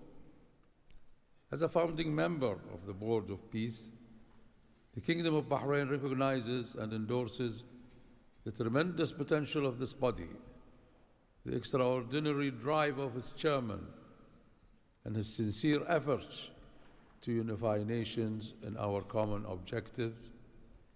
of fostering and enduring peace for the Middle East. We greatly appreciate President Trump's initiative in presenting the Gaza peace plan and establishing this board as a vital platform for dialogue, action, and delivery. As we embark on this historic journey together, we urge all peace-loving nations, organizations, and groups to actively engage in the successful implementation of the second phase of the Gaza peace plan. This includes ensuring a lasting ceasefire in Gaza, facilitating its reconstruction, and providing hope and new opportunities for the people of Palestine and Israel. This inaugural meeting of the Board of Peace marks an extraordinary and pivotal chance to envision a new future to Gaza, one that emerges from the ruins of conflict to building a landscape of security, aspiration, hope, and opportunity for its people. And reaffirming our commitment to this vision, the Kingdom of Bahrain has contributed the funds towards the operations and administration of the Board of Peace, and today we announce our readiness to provide the necessary infrastructure and skills to establish an effective government digital services platform for Gaza. Our decision to join the Abraham Accord and enter into the Ceasefire agreement with the United States reflects our commitment to advancing peace and stability in the Middle East. The United States' historic and ongoing presence in our region has served as a positive force for stability, and we remain dedicated to strengthening our partnership. We look forward with optimism to working with the Board of Peace and all of our international partners who share our ambitions for a brighter future for all. Thank you, Mr. President.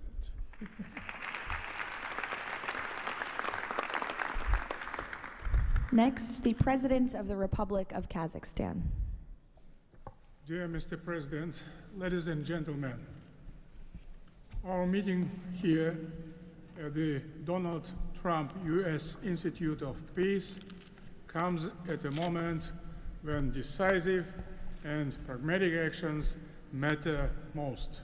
In fact, it's about making durable peace through practical, target-oriented measures, but not through endless conferences with wishful resolutions. Mr. President, your clear vision and far-sighted approach to promoting global peace and stability has inspired my country to join the Board of Peace. The Board of Peace is widely expected to respond directly to new realities by reinforcing existing multilateral efforts. The world has never seen a move like this. It is absolutely unprecedented because, in essence, peace through construction is a very innovative concept or project, and it has every chance to become a reality by our joint efforts.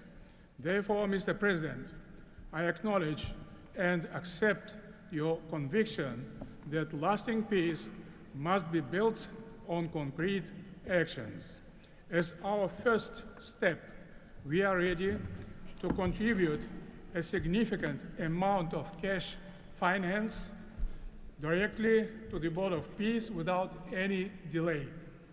Kazakhstan is also keen to be part of the restoration and construction process through international companies with strong credentials.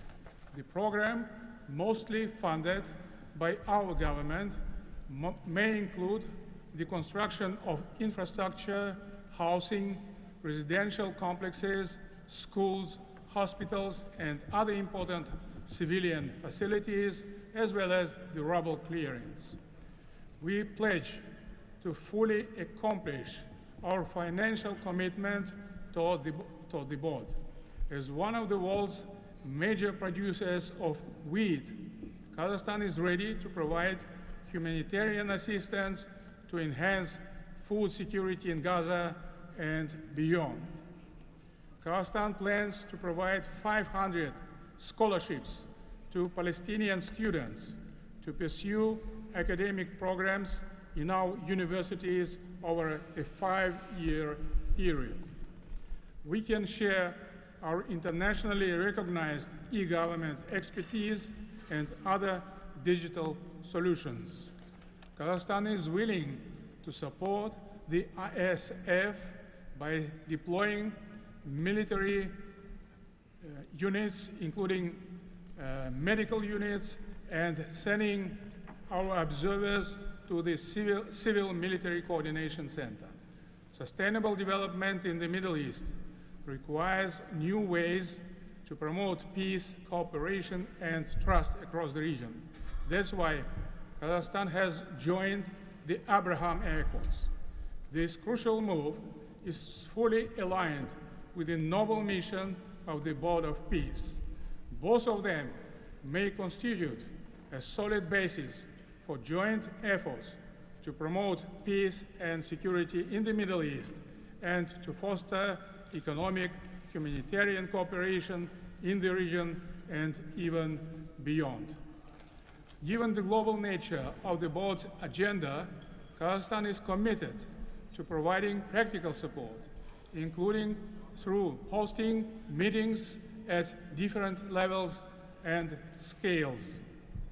I also would like to propose to establish a special President Trump's Award of the Board of Peace to recognize his outstanding peace-building efforts and achievements.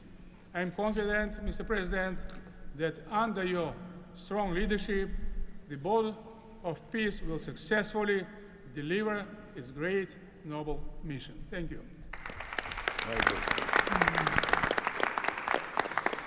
Next, the President of the Republic of Uzbekistan. Уважаемый господин президент Трамп, ваше превосходительство, позвольте выразить искреннюю признательность президенту Соединенных Штатов Америки Дональду Трампу за созыв инаугурационного заседания Совета. Несомненно, сегодняшний саммит – это результат политической воли и прагматизма президента Трампа. Узбекистан поддержал миротворческую инициативу о создании Совета мира и твердо заявил о намерении принять практическое участие в ее успешной реализации. Убежден, что работа Совета позволит сформировать благоприятную обстановку для экономического и социального восстановления сектора Газа. При этом любой механизм внешнего управления должен непременно опираться на внутреннюю поддержку населения сектора. Скоординированные усилия всех сторон позволят обеспечить устойчивость постконфликтного процесса и создание условий для скорейшего восстановления Газы.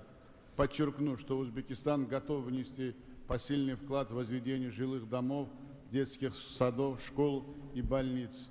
Уважаемые друзья, символично, что нынешний саммит проходит в Институте мира имени Дональда Трампа. Наша встреча является ярким проявлением международной солидарности, миротворчества и общего стремления к улучшению ситуации на Ближнем Востоке. Мы должны использовать эту историческую возможность для построения новой Газы с процветающей экономикой и достойным условием жизни для всего населения. Благодарю за внимание.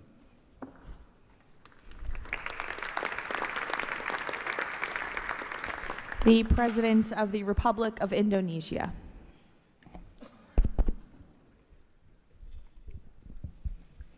President Trump, distinguished delegates, Indonesia, from the first day that we studied President Trump's 20-point plan, we completely agree and we are fully committed to this plan, and that is why we joined the Board of Peace We are committed to its success. We know there will be a lot of obstacles, there will be a lot of difficulties, but we are very optimistic. With the leadership of President Trump, this vision of real peace will be achieved. There will be problems, but we will prevail. We will achieve our dream of peace in Palestine, peace, a lasting and peaceful solution for the Palestinian problem and in Gaza. The achievements of the ceasefire is real. We commend this, and therefore we reaffirm our commitment to contribute significant number of troops, up to 8,000 or more if necessary. We are prepared to contribute the troops to take part actively in the international stabilization force to make this peace work. Thank you very much.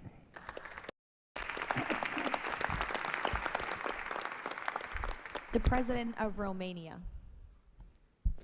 First of all, President Trump, thank you for convening this very important meeting, and thank you for your involvement and leadership for the peace plan in Gaza, a peace plan that have been comprehensive and stable, and also for your efforts and results in other parts of the world. I think everyone desires peace, stability, prosperity in Gaza, but the question is how to act for, and it's why this meeting and this format is important.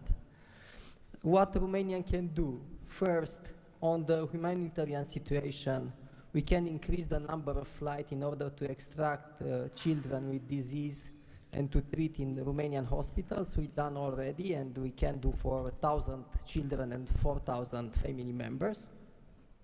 Secondly, we had a good expertise in emergency response system like ambulance, fire systems, and we can help in order to rebuild that system, and we can donate some equipment. Third, we are already offering some scholarships for Palestinian students, and we can extend the program, and we can help also to rebuild, refurbish the schools in Gaza. And fourth, I think the most important, we had also some expertise. We can help to rebuild the institutions, like police, like justice, like public administration. We have done that in other parts of the world, so we have some expertise. We can contribute with experts, with trainers, and also it's important to say that we have traditionally good relation with Jewish people and with the Palestinian people, so it will help. So we can count on us. Thank you. The Prime Minister of the Republic of Albania. Thank you for inviting me to be part of this journey, Mr. President. The fully aligned bipartisan vote of support this initiative received in our parliament speaks for itself about how honored Albania is to be a founding member of this new organization. Many in Europe say the Board of Peace is meant to substitute the United Nations. It does not look to me like an attempt to replace the UN, but if it helps shake that agonizing giant and inshallah wake it up, then God bless the Board of Peace. Mr. President, we commend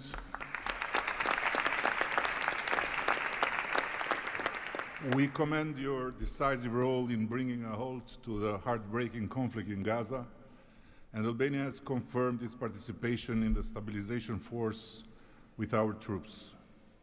At the same time, I propose that this board invite all countries to contribute directly by building a dedicated public facility for Palestinian children, and in doing so, the world would help the children of Gaza, who are the most innocent, hostages of the lunacy of Hamas, to grow within the tangible presence of the largest chain of hands humanity has ever joined together. By not only putting the money, but bringing their own architects in this, so the world will transform an wound of history into an oasis of hope, where compassion takes concrete form and the future is shaped around those who deserve it most, the next generations of Palestinians. Albania will be privileged to stand in that chain. Allow me very briefly to draw your attention to another open conflict closer to home, where President Trump's leadership during his first term brought Kosovo and Serbia closer than ever to a final peace agreement. The president of Kosovo was then brutally prevented from traveling to the White House to sign that agreement in the presence of President Trump. And this was the doing of the very same Sicario prosecutor that went after President Trump himself, and for that became worldwide famous. Today, the Kosovo president have now spent 6 years in pretrial detention before a special court in The Hague, sponsored by several democratic states, some of them present here, that should be shamed of that type of international justice. Just last week, Mr. President, another prosecutor, funded by this great country and its taxpayers, requested 45 years of imprisonment for him, a request that sent shockwave of humiliation through an entire peace-seeking nation. At this moment, only a few months stand between a man who rose from resistance to ethnic cleansing to become a peacemaker and the potentially devastating outcome in a court that has so far failed at every step to uphold the standards of democratic justice.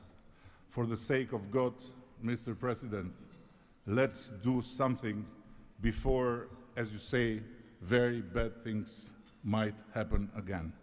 And again, thank you so much for including Albania in this noble initiative by bringing close friends of Israel and of the Arab countries. We very much hope to be an added value in your amazing vision.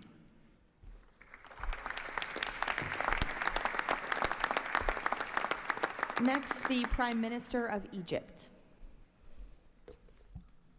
Your Excellency President Donald Trump, distinguished participants, I thank President Trump for convening this meeting. His Excellency's direct involvement and commitment to promoting peace in the region has been instrumental in achieving an end to the conflict in Gaza, which was previously considered unattainable. Egypt supports President Trump's vision to usher in a new era of peace and coexistence among the people of the region, in which the Palestinian people enjoy the rights to self-determination and statehood, in accordance to relevant international resolutions. Egypt also appreciates President Trump's firm position on rejecting the annexation of the West Bank. Egypt supports the mandate of the Board of Peace as a principal framework for governing the transitional period in Gaza. It is necessary to fully empower the National Committee for the Administration of Gaza to function effectively from within and throughout the Strip. Also, preserving the institutional and geographical link between the West Bank and Gaza is vital for the Palestinian Authority to eventually resume its role in Gaza. Within the framework of Egypt's support to President Trump's plan, Egypt will continue its effort to train Palestinian police personnel to maintain security within the Strip. Egypt values President Trump's position rejecting the deportation of the Palestinian people from Gaza as reflected in the 20 points plan, and stresses the importance of initiating early recovery projects in the whole of the Strip in a manner that preserves its geographic unity. Let us consider today's meeting as an initial step in advancing these objectives. Again, thank you, Your Excellency President Trump. Thank you. The Prime Minister of the State of Qatar. Thank you. Mr. President, distinguished members of the Board of Peace, thank you for convening this meeting under the banner of peace. Qatar reaffirms its commitment to the Board of Peace as it was committed to the very first day of the mediation efforts. From that day until the end, when we have witnessed in that historical moment in Sharm el-Sheikh the signing of this agreement together with our partners. For decades, this conflict has burdened our region and the world, and our responsibility remains to achieve a just and lasting resolution. The board, under the President Trump leadership, will advance the full implementation of the 20 points plan without delay, ensuring fairness and justice for both Palestinians and Israelis. In this spirit, Qatar pledges $1 billion in support to the board mission aimed at reaching a final resolution that fulfills Palestinian aspiration for the statehood and recognition, and the Israeli aspiration for security and integration. We will also continue our humanitarian coordination together with our UN partners and the Board of Peace. Thank you very much. Thank you. The Deputy Prime Minister and Foreign Minister of the UAE. Mr. President, thank you for gathering us today. I really hope that the beginning of Ramadan will give us all guidance towards peace, coexistence, and living in prosperity with each other. Mr. President, just over 5 years ago, you with your friend, my president, Sheikh Mohammed, and the Prime Minister of Israel launched the Abrahamic Accords. And since then, we've managed not only to work with you, with Israel, towards a better future for the region, but even when October 7th took place, the UAE managed to work with Israel in providing, since the war started, almost $3 billion of assistance to the Palestinian people in Gaza.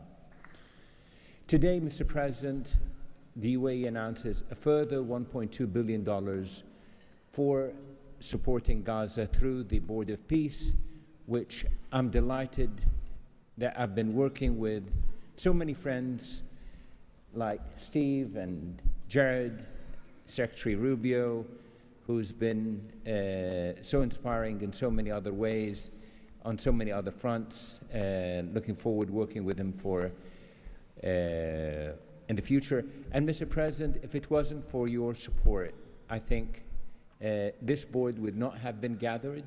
We would not have had the meeting in New York to end this war, when you gathered 8 leaders of the region to end this war. So, Mr. President, during Ramadan, we pray for your success. Thank you. Thank you. The Minister of Foreign Affairs of the Kingdom of Morocco. Thank you. Mr. President, His Majesty King Mohammed VI welcomes and supports your vision and leadership to foster peace and prosperity around the world, and in particular in the Middle East. Thanks to your peace plan for Gaza, a ceasefire was achieved, a tragic war was ended, lives were saved, and a pragmatic and forward-looking approach to rebuild Gaza was crafted. Today, as a committed founding member of the Board of Peace and upon instructions of His Majesty King Mohammed VI, Morocco is pledging the following in honor of the President Trump's visionary peacemaking. 1, Morocco has already made the first ever financial contribution to the Board of Peace. 2, Morocco is ready to deploy police officers and train policemen from Gaza. 3, Morocco will deploy a high-ranking military officers to ISF Joint Military Command. 4, Morocco will deploy a military field hospital. 5, Morocco is ready to lead a de-radicalization program to fight hate speech and promote tolerance and coexistence. To conclude, allow me, Mr. President, to briefly highlight 4 elements. The conditions set in phase 2 of the your 20-point plan should be met for the success of our action. Preserving stability in the West Bank is crucial. The Palestinian ownership is important through legitimate institutions. Lastly, you are, Mr. President, the only leader able to bring peace to the Middle East. We hope that the stabilization of Gaza will help launching a global and genuine peace process based on the two-state solution. Thank you. Thank you. The Minister of Foreign Affairs of the Republic of Turkey. Mr. President, distinguished participants, after 2 years of immense suffering, ceasefire in Gaza has been achieved thanks to President Trump's personal engagement and our collective efforts. Yet the humanitarian situation remains fragile, and ceasefire violations continue to occur. A prompt, coordinated, and effective response is therefore essential. President Erdogan remains fully committed to Gaza's security, stabilization, and recovery. Turkey has already been providing immense amount of humanitarian assistance to Gaza. We can also contribute meaningfully to the rehabilitation of health and education sectors, as well as the training of the police force. In addition, we are prepared to provide troops to the International Stabilization Force. Mr. President, Turkey will continue to support your efforts towards a just and lasting peace. We remain convinced that the foundation of such peace is the two-state solution. Let us work towards that objective for the benefit of all peoples of the region. Thank you. The Minister of Foreign Affairs of the State of Kuwait. I'll be delivering my statement in Arabic. فخامة الرئيس دونالد ترامب، رئيس الولايات المتحدة الأمريكية الصديقة، رئيس مجلس السلام، أصحاب الجلالة والفخامة والسمو والمعالي، الحضور الكريم، السلام عليكم ورحمة الله وبركاته. أود أنقل لكم تحيات حضرة صاحب السمو الشيخ مشعل أحمد الجابر الصباح، حفظه الله ورعاه، أمير دولة الكويت، وتمنيات سموه بالتوفيق والنجاح لأعمال هذا المجلس. كما نتقدم بخالص الشكر لفخامة الرئيس دونالد ترامب على جهودها المقدرة والرامية إلى المساهمة في التوصل إلى إنهاء حالة الصراع بما يؤول نحو إقامة الدولة الفلسطينية المستقلة على حدود 4 من يونيو لعام 1967 وعاصمتها القدس الشرقية وفقا لقرارات الشرعية الدولية بما فيها القرار 2803 ومبادرة السلام العربية. إننا نجدد دعم دولة الكويت المبدئي والثابت والتاريخي للشعب الفلسطيني الشقيق وقضيته العادلة، ولطالما كانت القضية الفلسطينية ودعمها تشكل أحد ركائز السياسة الخارجية الكويتية، الأمر الذي يحتم علينا دعم كافة الجهود والمبادرات الرامية إلى إحلال السلام بما فيها خطة فخامة الرئيس الأمريكي دونالد ترامب ذات النقاط 20، معربين عن أملنا باستمرار نجاح هذا المسار والذي يظل مرهونا بتكاتف وتضامن المجتمع الدولي. ختاما، مالية بقيمة $1 مليار أمريكي على مدى السنوات القادمة دعما لجهود مجلس السلام وتأكيدا على التزام دولة الكويت الثابت بدعم كل مسعى يهدف إلى رفع المعاناة عن الشعب الفلسطيني الشقيق وتحقيق الأمن والاستقرار في غزة. والسلام عليكم ورحمة الله وبركاته. Thank you. The Minister of State for Foreign Affairs of the Kingdom of Saudi Arabia. Thank you, Mr. President, distinguished members of the board, distinguished guests.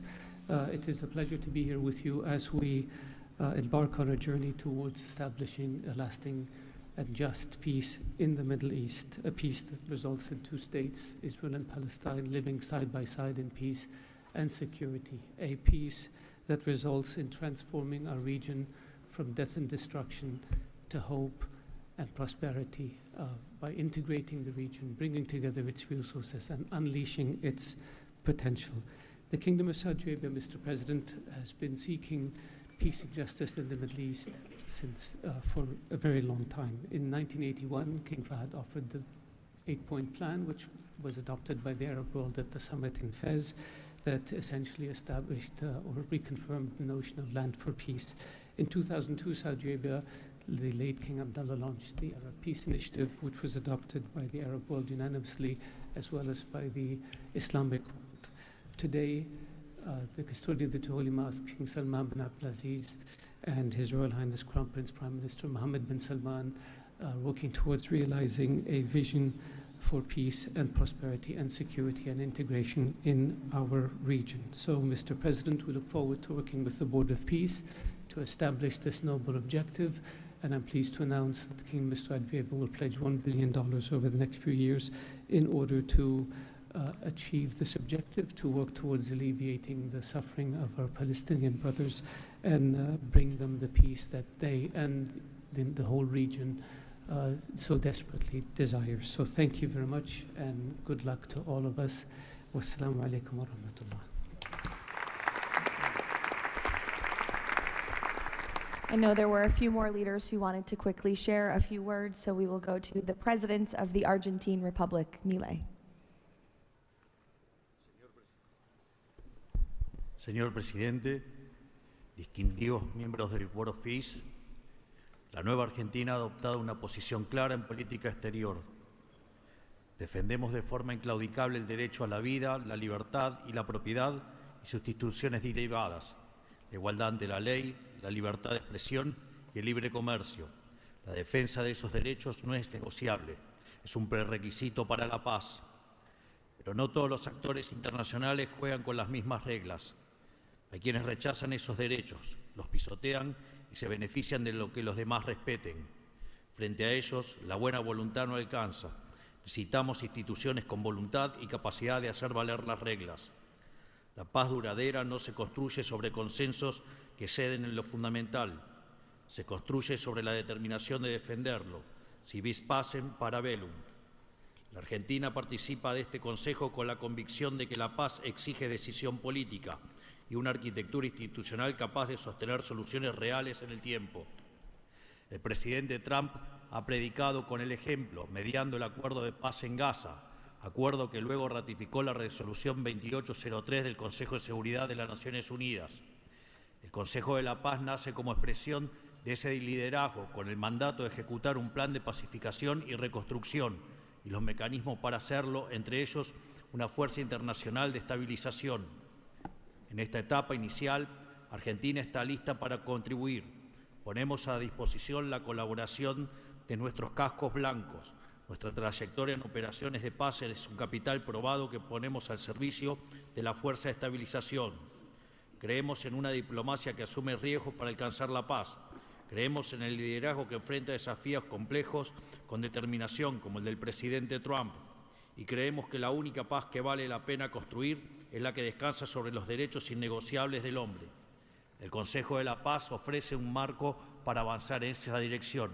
La Argentina lo respalda. Muchas gracias. Thank you. The Prime Minister of Hungary, Mr. Orbán. Dear Mr. President, Excellencies, dear colleagues, first of all, let me express the appreciation of the Hungarian people to President Trump for his tireless peace efforts all around the world. Hungary is the only country to be represented here on the highest level among the founding members from the European Union. I represent a country which has been living in the neighborhood of a brutal war for the last 4 years.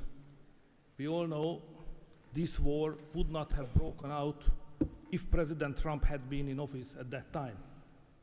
However, President Trump's return to office offers a great chance to multiply the peace efforts not only in Gaza, but in Ukraine as well.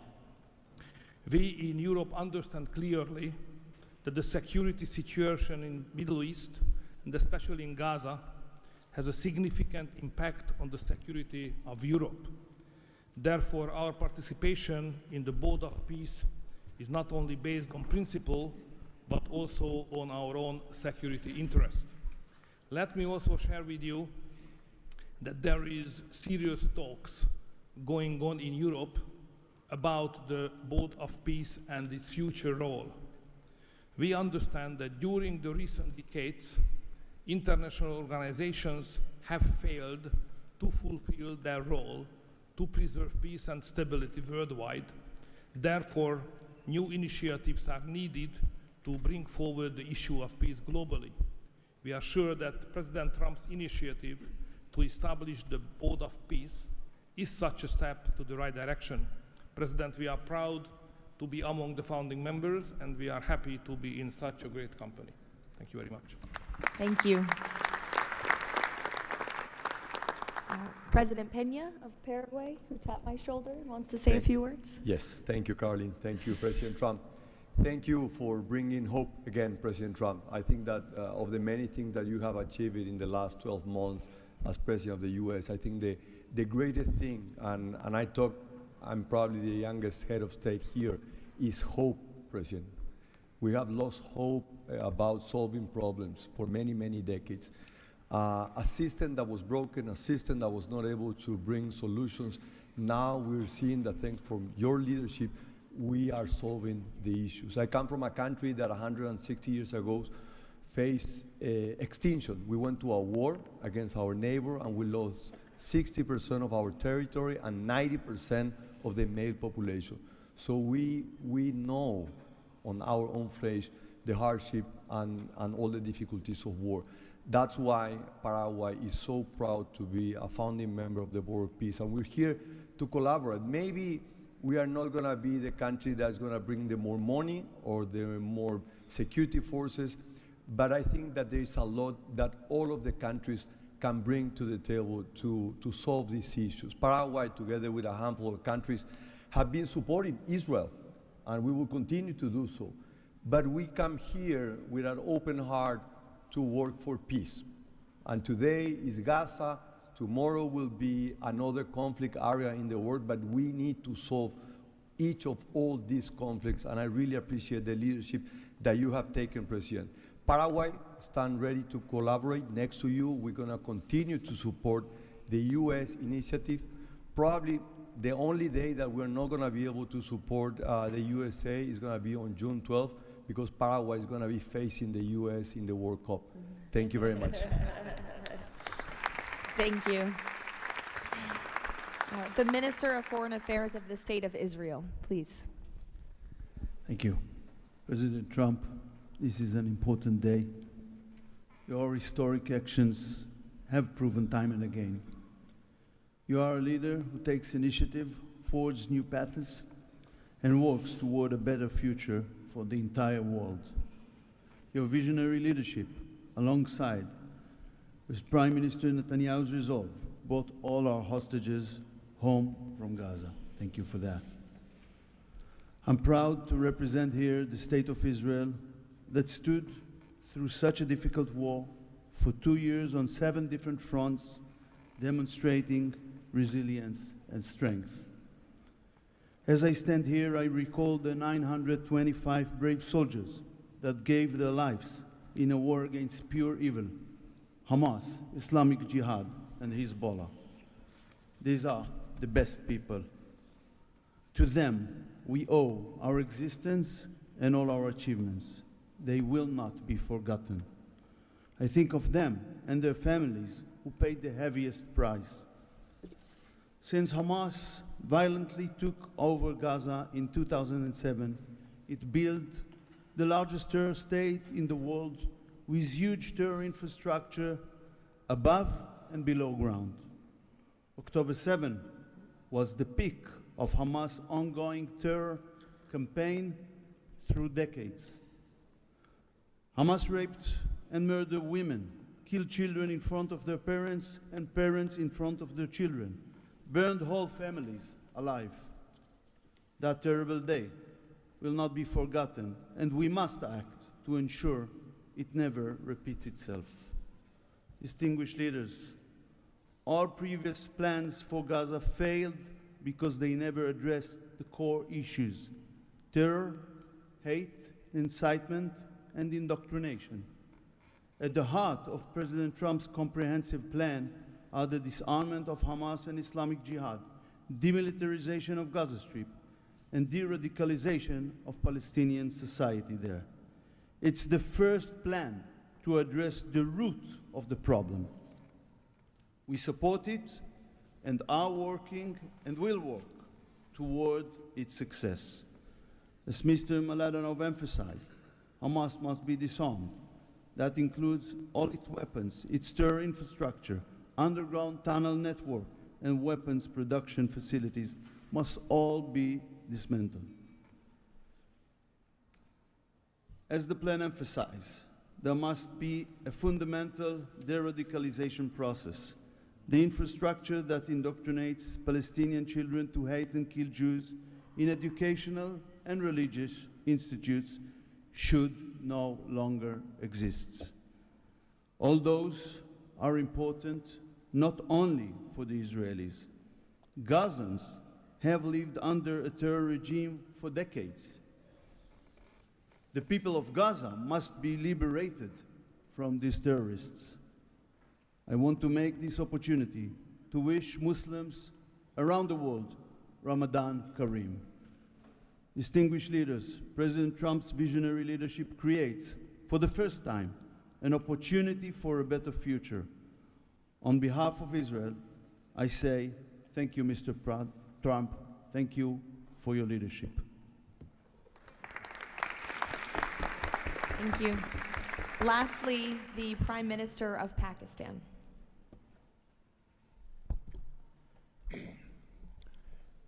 Bismillah ar-Rahman ar-Rahim. Your Excellency, President Donald J. Trump, members of the Board of Peace, distinguished guests, ladies and gentlemen, Assalamu alaikum and a very good morning. It's a great honor, Mr. President, to attend this inaugural Board of Peace meeting in this holy month of Ramadan, and may God reward you and make you successful in your efforts to bring lasting peace in Gaza. Mr. President, we deeply appreciate your unique initiative and your dynamic leadership in advancing peaceful solutions to conflicts across the globe. Your bold diplomacy has surely brought calm to many international serious hotspots.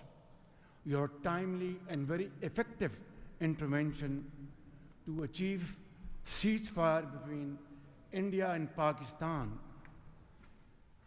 potentially averted loss of tens of millions of people.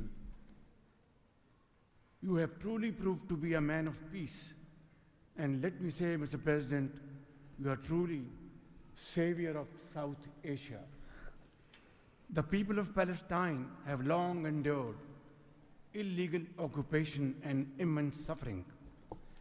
And to achieve long-lasting peace, it is very important that ceasefire violation must end to preserve lives and advance reconstruction efforts. The people of Palestine must exercise full control of their land and their future in line with UN Security Council resolutions. Mr. President, we must work together towards a credible pathway to Palestinian self-determination through the establishment of an independent, sovereign, and contiguous state of Palestine in line with the relevant resolutions. Mr. President, we hope that under your visionary and dynamic leadership, we will ensure a just and lasting resolution to the issue of Palestine. And today is a day which will mark a place in the annals of history that through your efforts, through your untiring support and great efforts, long-lasting peace in Gaza will be achieved, will be your legacy for all time to come. Thank you.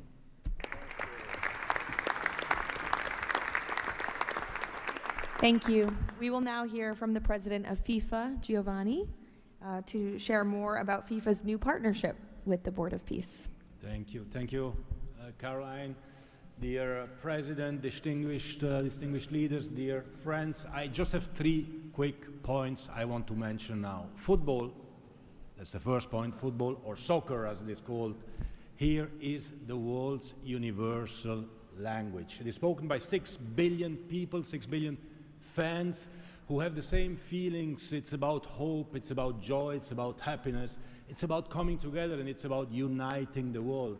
Mr. President, we'll unite the world here this summer during the World Cup, but if we truly want to unite the world, we need peace, of course.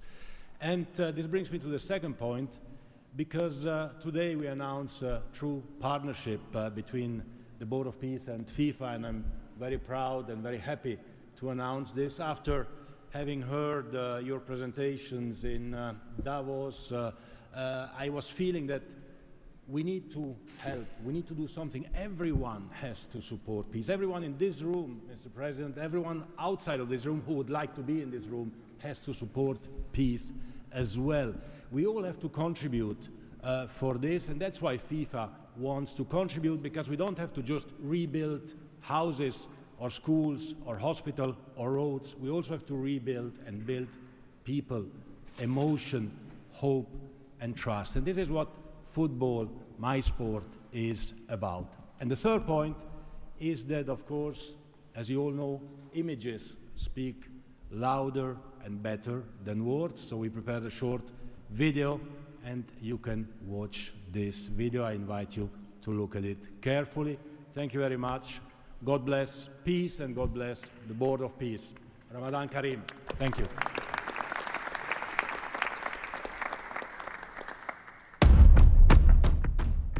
In a world where conflict has silenced playgrounds and broken routines, there is one language that still unites hearts: football.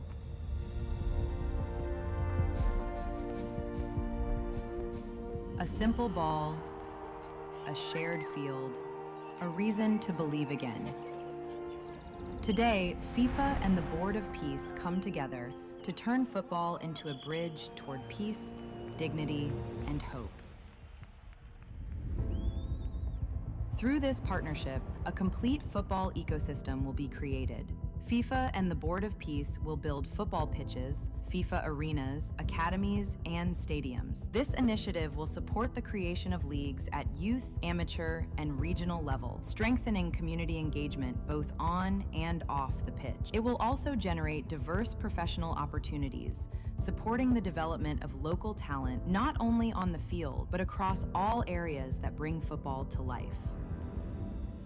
Football does more than create players and coaches. It rebuilds confidence, restores routine, reopens doors to education, teamwork, and belonging. Local communities take the lead. Parents, teachers, volunteers, youth leaders, all becoming part of a shared mission to heal, to rebuild, to move forward together. Around every pitch, new emotions and long-lasting memories emerge. Community matches, fan gatherings, youth education, and sport programs. New job opportunities appear to become coaches, players, sport doctors, administrators, events organizers. We will create football ecosystem with thousands of people to be involved and engaged constantly.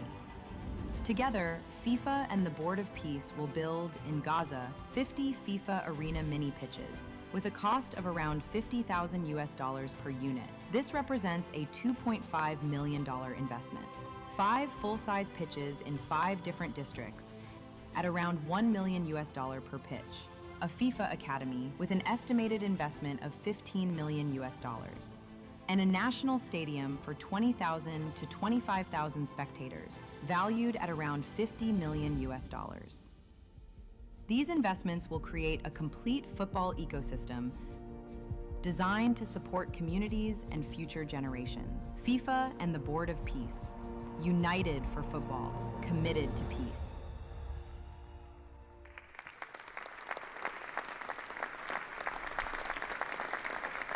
Thank you, Gianni. That's wonderful. In advance of today's meeting, members of the Board of Peace were asked to vote on a resolution establishing the principles of financial integrity and transparency that will guide the board's work, and that resolution has passed unanimously. So now President Trump, as chairman of the board, will sign the resolution in the presence of a quorum of the board.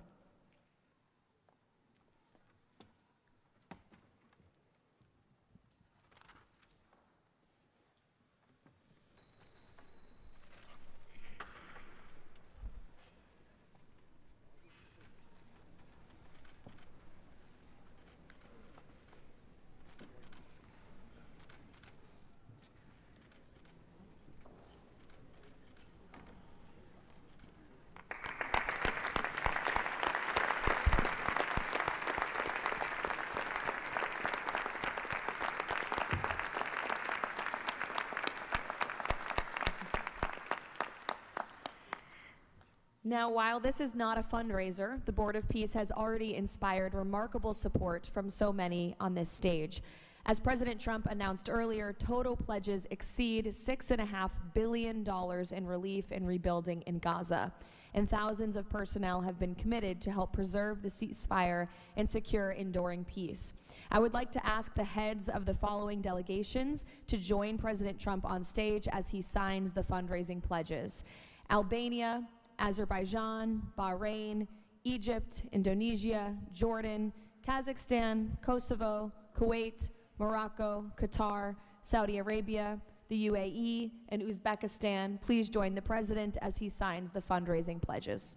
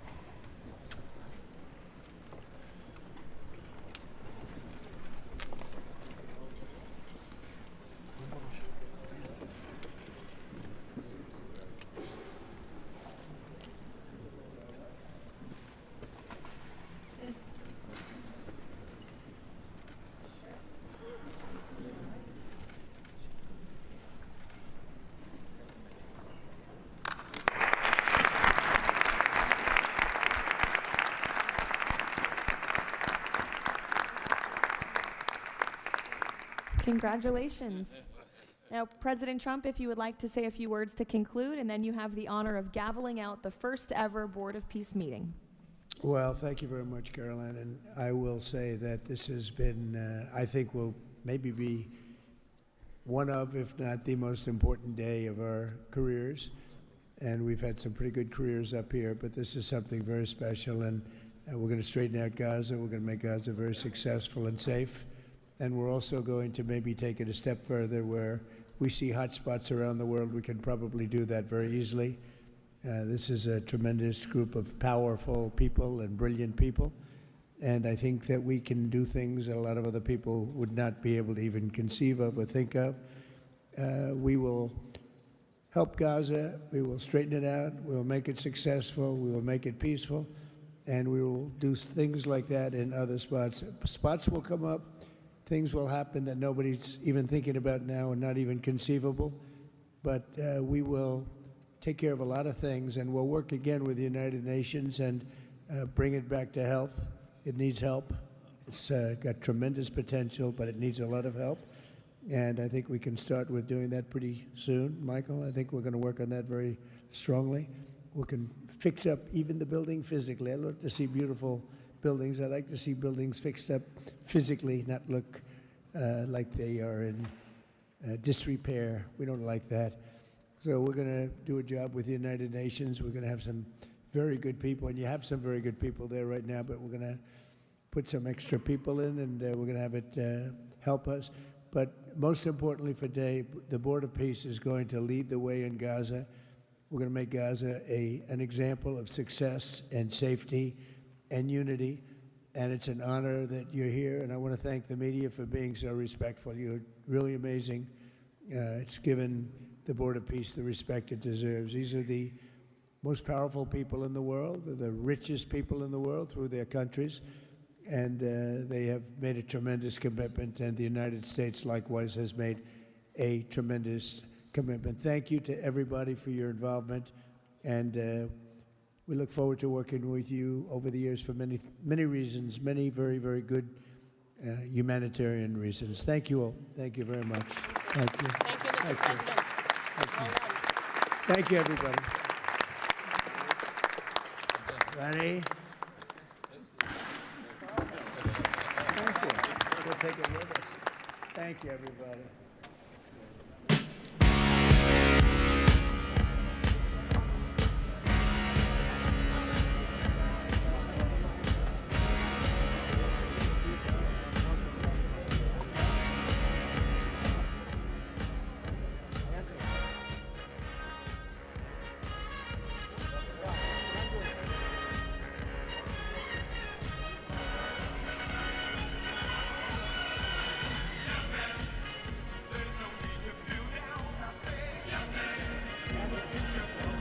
Wow.